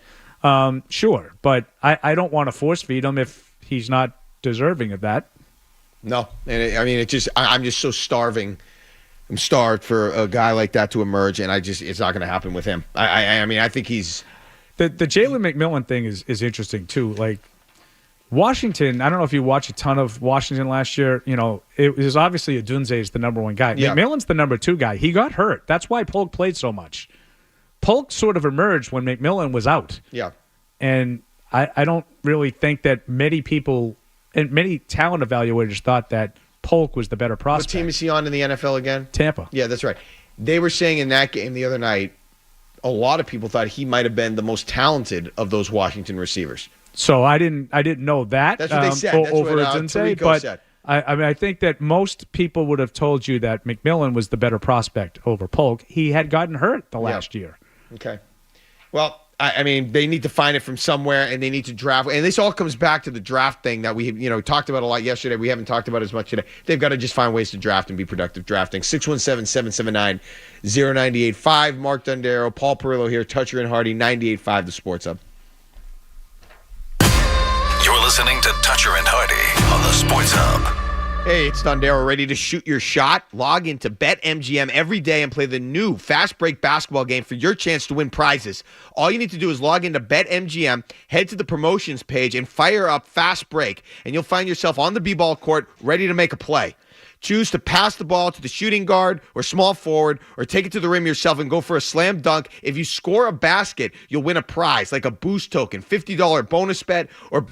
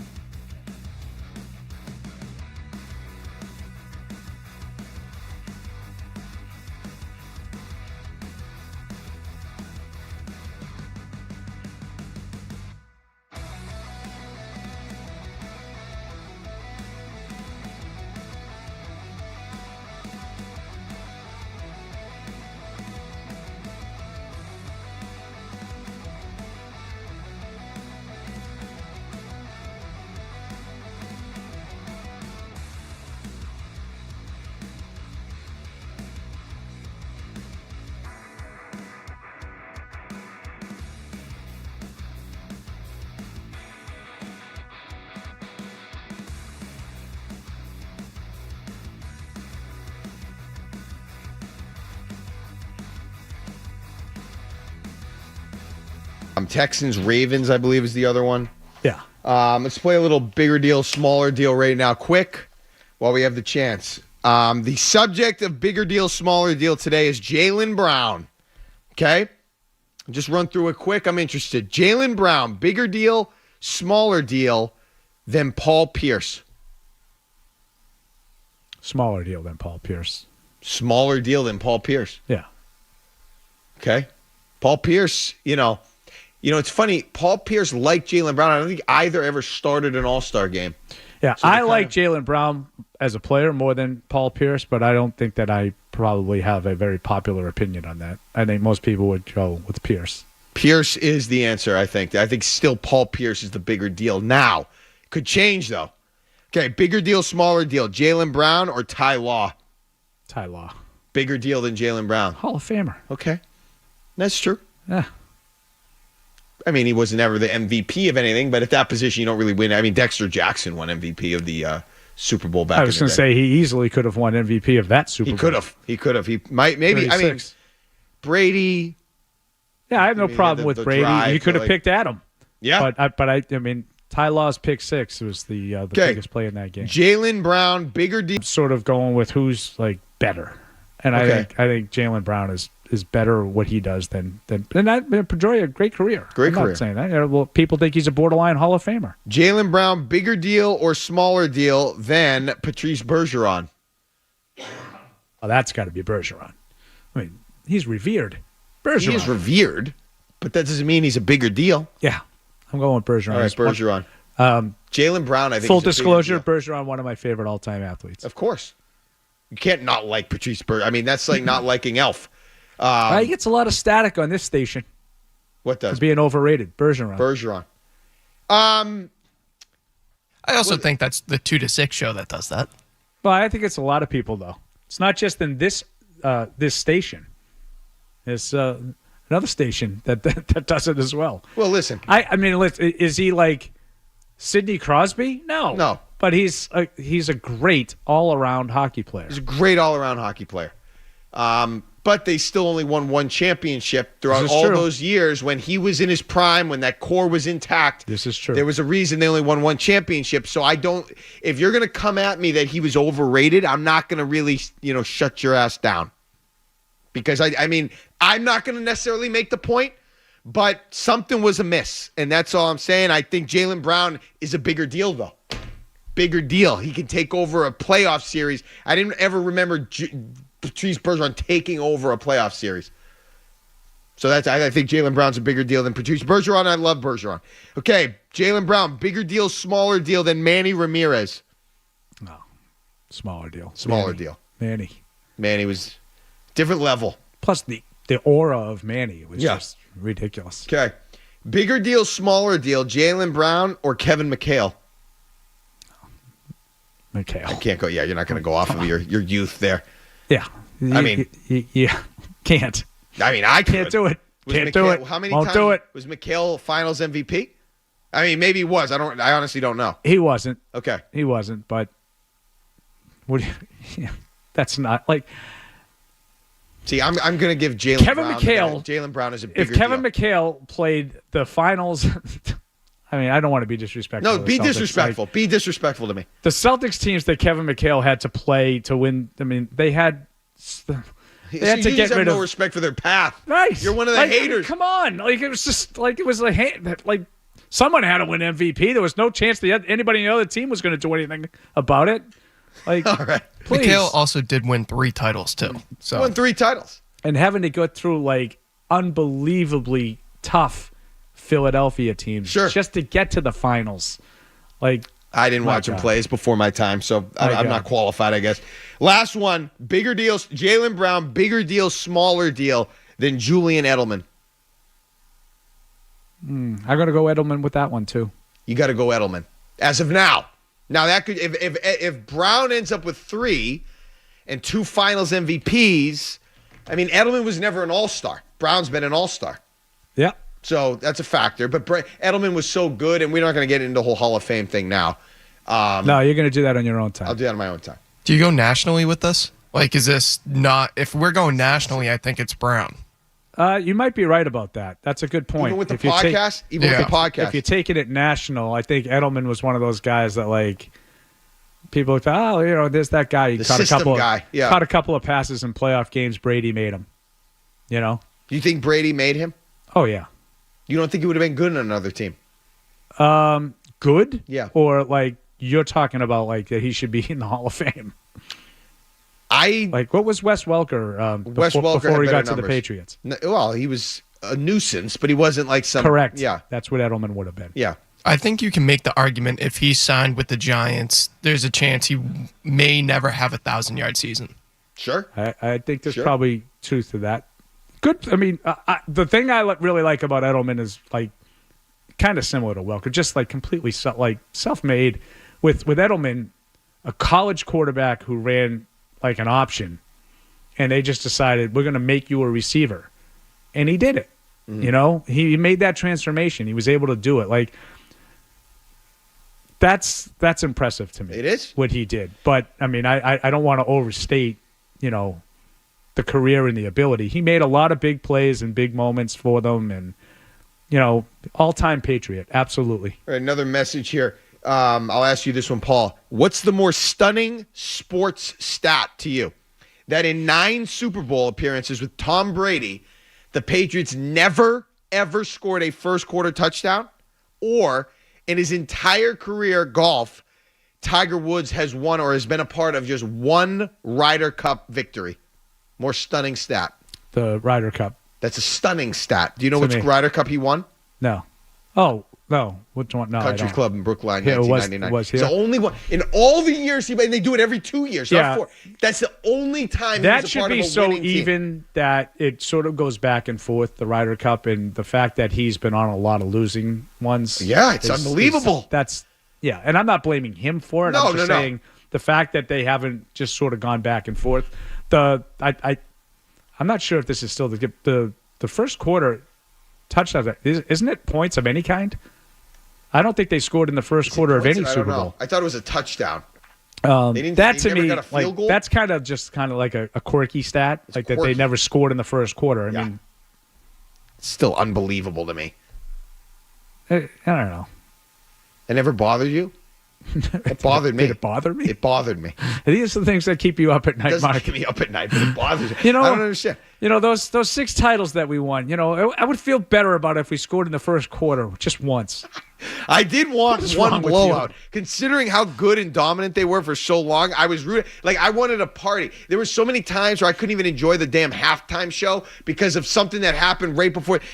Kyle Arrington getting a stupid penalty to tack on 15 yards and then the touchdown to Matthews right before the half. Those things pissed me off. That was frustrating. I kicked a chair. Yeah. That was a ridiculously bad defensive series for the Patriots. The end of that half, that can't happen. No, that was my favorite Super Bowl of them all, though. Of all of them, yeah, the Seattle one. I just thought Seattle was such a heavyweight, such a good matchup, and they just stood toe to toe, and they just knocked the crap out of each other. We didn't know it at the time. I didn't know it at the time, but at the time, going into that game, it was actually the Patriots that had the better secondary. At the time, because it was the Legion of Boom, but we didn't know it. It wasn't even because they were hurt. They had Revis, Browner. Who else was on that team? It was Arrington, and then the backups like Logan Ryan was good. Butler was on that team. Deron Harmon was an okay player. They still, I think that Chung game was changed on the team when Lane got hurt. It did. I mean, it totally changed. But I will say that the reason I like that so much is I feel like it was a really, really good opponent that played well. Yeah. And you just found a way to play just a little bit better, and you beat them. Again, the blowouts are nice, and as long as my team is on the right side of the blowout, I'm fine with it. But if you're asking me if I have my choice between how to win, I'm going to win, by executing in the fourth quarter and making all the plays with the game on the line, or I'm going to win 45-0. I'll take executing with the game on the line. I know a lot of fans just want to, they don't want to be nervous, and they just want a blowout so they can relax and enjoy it. Yeah, to me, it's much better when the other team puts up a resistance and you just find a way to beat them. I know everything, and I've never verbalized this. I know everything had to go exactly right to come back from 28-3 and all that. But in some respects, it almost felt like harder coming back against Seattle. It probably wasn't, but it almost felt that way. I think it probably was. I mean, that defense, and they had just won the Super Bowl, and they had been there, and that was just... Yeah, Seattle didn't get strip sacked. No. Seattle didn't refuse to run the ball, and they did. Very end, At the very end, but the comeback itself, they didn't refuse to run the ball and kick a field goal and put the game away. Obviously, the Marshawn Lynch situation at the end, we talked about that as one of the great gifts, in Boston sports history. I just felt like, you look at what ended up happening, it broke a budding dynasty. It did. It because broke the whole franchise. They've never been the same. The whole team couldn't understand why Russell Wilson didn't get more static for that. And I've never understood why that wasn't the case. It was a bad throw. And it was a terrible decision, but it was a bad throw, and no one ever talked about that. And I think that sort of festered the whole you treat him different than the rest of us mentality in Seattle. And I think that brought down what I think could have been, at least let's call it a mini dynasty, because I'm not going to say that they would have been good for 20 years like the Patriots were, but they had won the title. They were a yard away from winning another title, and who knows what happens then. I think they can go back to back. That's something. And they were going to be good for a while. I think that really shook the core of that team.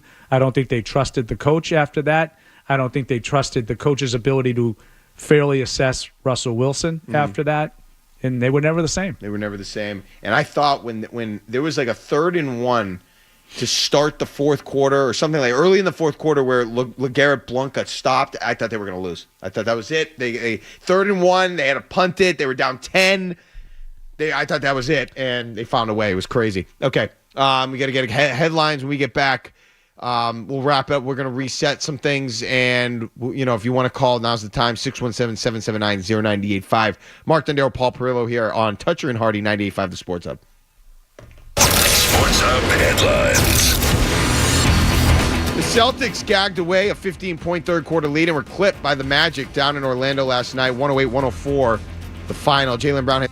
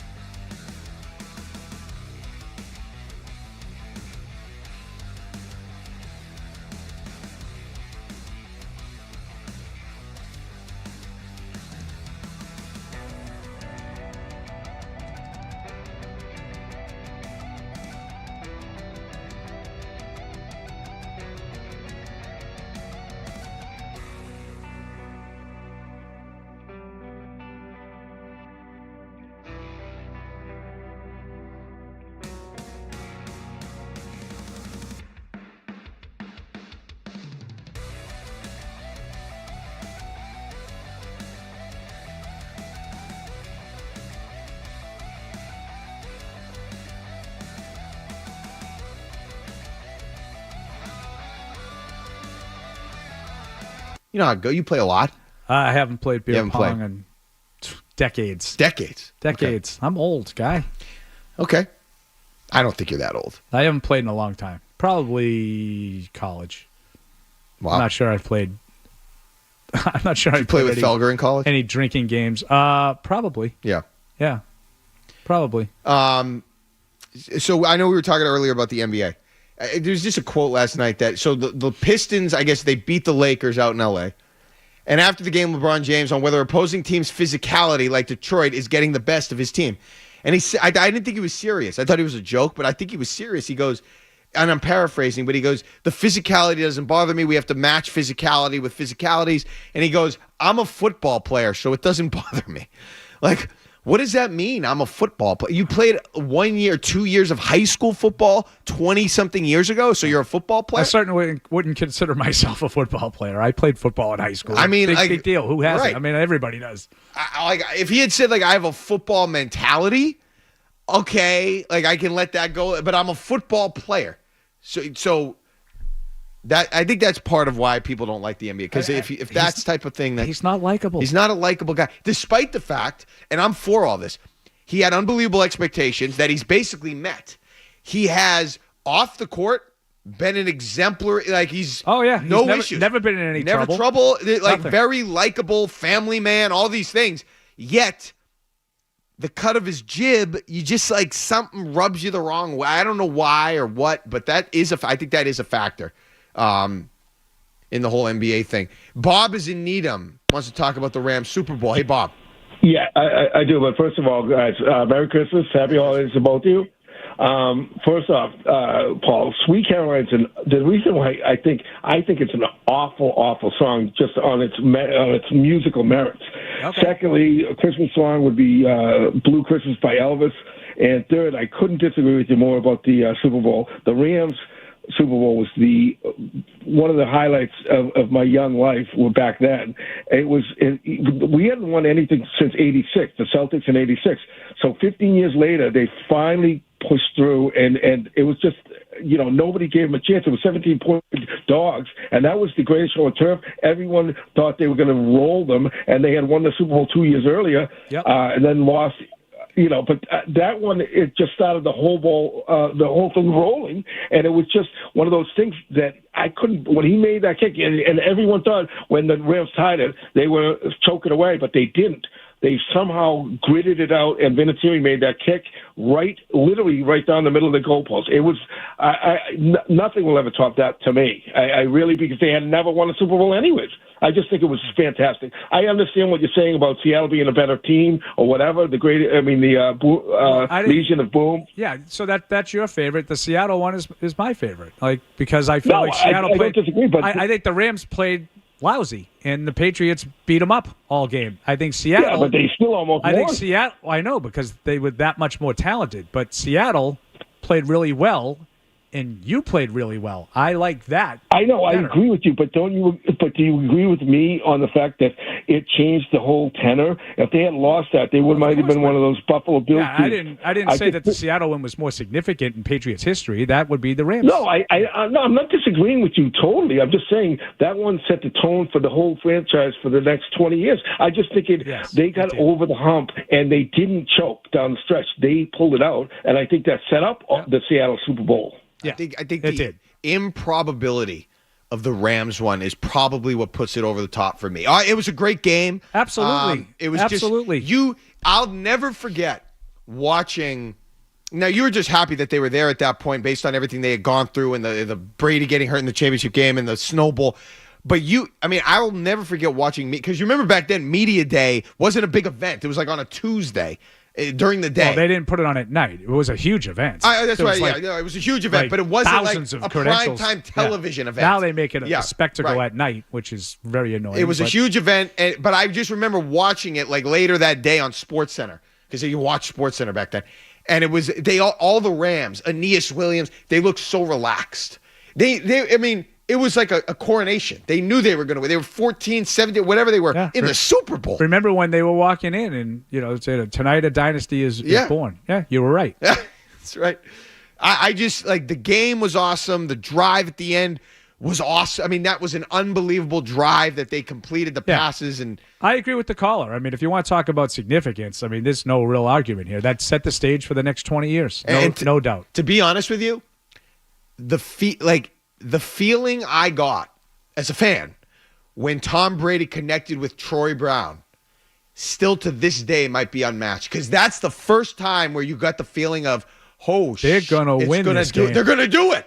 They're going to win the Super Bowl. They're going to win the championship. Maybe it got close when Johnny Damon hit the grand slam against the Yankees in 2004. That was close. Good comparison. But that's when you sort of said, oh my God, even it's the happening. Red Sox can't blow That's this right. one. They're going to do it. That was close. But when he hit that pass, and I'll never forget, you remember Brady in that play? He was backpedaling. He in the pocket. I loved when he used to do that early in his career more. He did it in 2003 in overtime against the Dolphins when he backpedaled, and he something good always happens. I feel like when he backpedaled. I can nerd out on you a little bit on this. So we had a chance for Patriots.com. We chatted with Josh McDaniels during the summer, and we basically picked the 12 greatest drives of Brady's career. And we sat down with him. You know, obviously this was ahead of Brady night. And we sat down with him, and he broke down the tape. We picked the games together, and then he sort of studied them, and then we got together and we watched them. And that drive, earlier in the drive, they blew up a play with an overload blitz, and Brady sort of recognized it, threw the ball away, lived to fight another day. That play, they ran the same blitz, only Brady was ready for it that time. That's when he backpedaled. He knew where the pressure was coming from, and he made the throw. That's awesome. 617-779-0985. When we get back, the stack, Toucher and Hardy, Mark Dondero, Paul Perillo, Merry Christmas, 98.5 The Sports Hub. Toucher and Hardy, 98.5 The Sports Hub. By the time you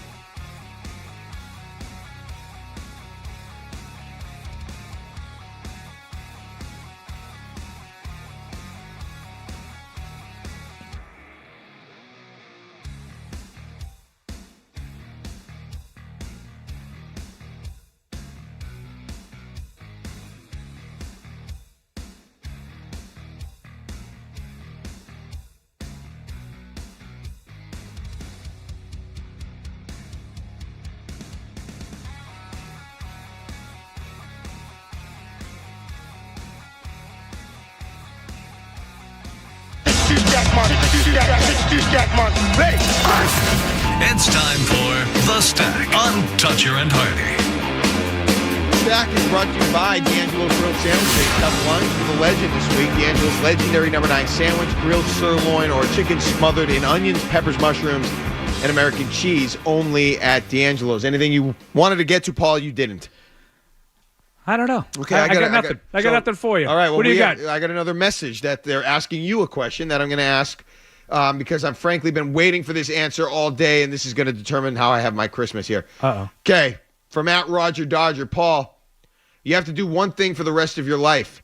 Get a visible neck tat, or you have to wear a backwards hat, baseball cap, whenever you go into a room, wherever you go. You have to wear a backwards hat. Backwards hat. More than the visible neck tat. Yeah, I don't do tattoos. No. Yeah. I thought you had something on your back. Who told me that? That I have a tattoo you on have my back? Your whole back's covered. Probably someone was making fun of me for, I have Patriots tattoos on my back. I've heard that before, but no, I don't have any tattoos. Okay. Yeah, I mean, I'd probably do the hat thing too. I mean, it'd be awkward going into certain occasions. Go to church. Church with a backwards hat, and they'd be like, "Who's this guy? Yeah. Who's the guy that showed up at the wedding with a backwards hat on?" You know, an old guy with a backwards hat is even tougher. Yeah. Oh, so, yeah. I don't Not know. a good look. It's okay. Another thing I wanted to ask about, because we didn't really finish this conversation, but I'm interested.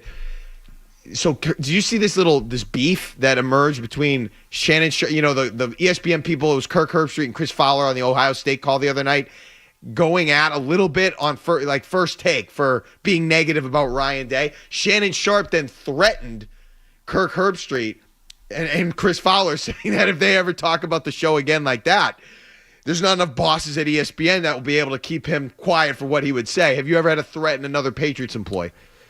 No. Okay. No, I've never had any threats. I've definitely, and I talked to you a little bit off air about, there have been times that people have been upset with us. Yeah. People within, the team. I mentioned a quick story. We had we put a picture of Brady and I think it was Jerod Mayo on the cover in a training camp altercation. I wouldn't call it a fight. That's too strong. And the Patriots didn't like that we did that. Bill wasn't happy, but we went and sort of apologized to Jerod, apologized to Bill. They were both very understanding. Tom was not having it. Tom was like, this is sending a bad example. You're making it look like we're fighting each other. We're teammates, and that was a brief moment that you capture. You make it look like that's what it was. But to say he was angry about it, no, I don't think. I don't think anything like that. I figured he could have gotten up for that. It's the intensity, it's my competitive nature that drove me to this moment. I didn't think he would think that that'd be a big deal. Yeah, Ty Law was upset with something I wrote once too, but then by the time we finished talking about it, he had his arm around me and we were just yucking it up like old buddies. It's interesting how they must have read. What, the newspaper that you're coming out with? Yeah, That's crazy. Back when we had the paper, I had written something sort of reviewing the game about him. I remember it. It was back in 2001. Ooh. Prime Ty Law. Yeah, they were playing Minnesota and Chris Carter, and Carter had he was held to modest numbers, 8 for 80 yards. It wasn't this huge game, but all the catches were on third down for first downs. Mm-hmm. And I was like, Ty Law was ineffective covering Chris Carter, and he didn't like that. He goes, you know how good Chris Carter is? I was like, no, I get it. And then, and then we were talking about it a little bit, and like I said, he was the greatest guy. He could charm anybody. He had his arm around me. We're walking around, and now we're good buddies. And I was like, I kind of thought you were going to kick my ass about 10 minutes ago, but. That's great. College football playoff continues around, was it New Year's Eve, New Year's Day? I really... Just to finish up that conversation, the playoff doesn't do it for me. I did not like the blowouts. And now I got Kirk Herbstreit on the air, on the network, talking about, wins shouldn't really matter. And just because Indiana they didn't play anyone. They play in the Big Ten. How can their 11 wins not matter? And what does that do to the sport if a team like that? But Ohio State's wins matter. Well, yeah, I guess because he went there. They played in the same conference. They beat Penn State. That's the win that mattered. Yeah. But they lost to Oregon. They lost to Michigan. I'm uncomfortable with, like I said yesterday when Michael got mad, with Ohio State losing at home to an unranked Michigan team and still getting in. We got other teams that might not be deserving, but they've got the wins. They go in. It's a mess. It's a mess, and they should. They should have done, the best thing for college football. Go back to the BCS. No. Yes. Stop. Go back to the BCS. It was the best thing for college football. Stop Let every game mean everything to every team. It didn't. And then do this. If you lost, you were out. Like that. Right. You had to win every game. game. The whole season was a playoff. Yeah. This is too much like the NFL, but the parity isn't there. I don't like it. And what I would do. The parity is not there, but this is a step toward creating it. They need to get these teams up to speed. Because maybe. Because there's a huge difference between the top 3 or 4 teams and like even 10. Yeah. They need to they need to shrink that gap. Incentivize this is going to help do the it. bowl season by paying the players more to be in the bowl games if they want to participate. All right, we got to run. Coming up next, it's Zolak and Bertrand, Nick Cattles, Andrew Callahan. Kyle, thanks for your help, man. Paul, pleasure. Merry Christmas. Enjoy the holidays. Right, thank you. It was a lot of fun. Do that, yes, I'm looking for Callahan. I need my 2 stats in the lie. I'll be catching that on the way home. Okay, sounds good. So we'll see those guys. 2 stats. Those guys coming up next here, 98.5 The Sports Hub. Mark Dondero, Paul Perillo. Happy holidays.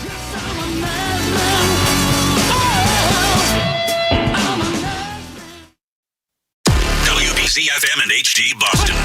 Patriots! From the opening kickoff to the final play. Touchdown! Your home of the pass. Yes. 98.5 The Sports Hub. Beasley Media Group Station. Sports Hub headlines. The Celtics gagged away a 15-point third-quarter lead and were clipped by the Magic down in Orlando last night, 108-104. The final. Jaylen Brown had 35 points, but had 5 of the Celtics' 19 turnovers as Boston shot just 8 for 32 from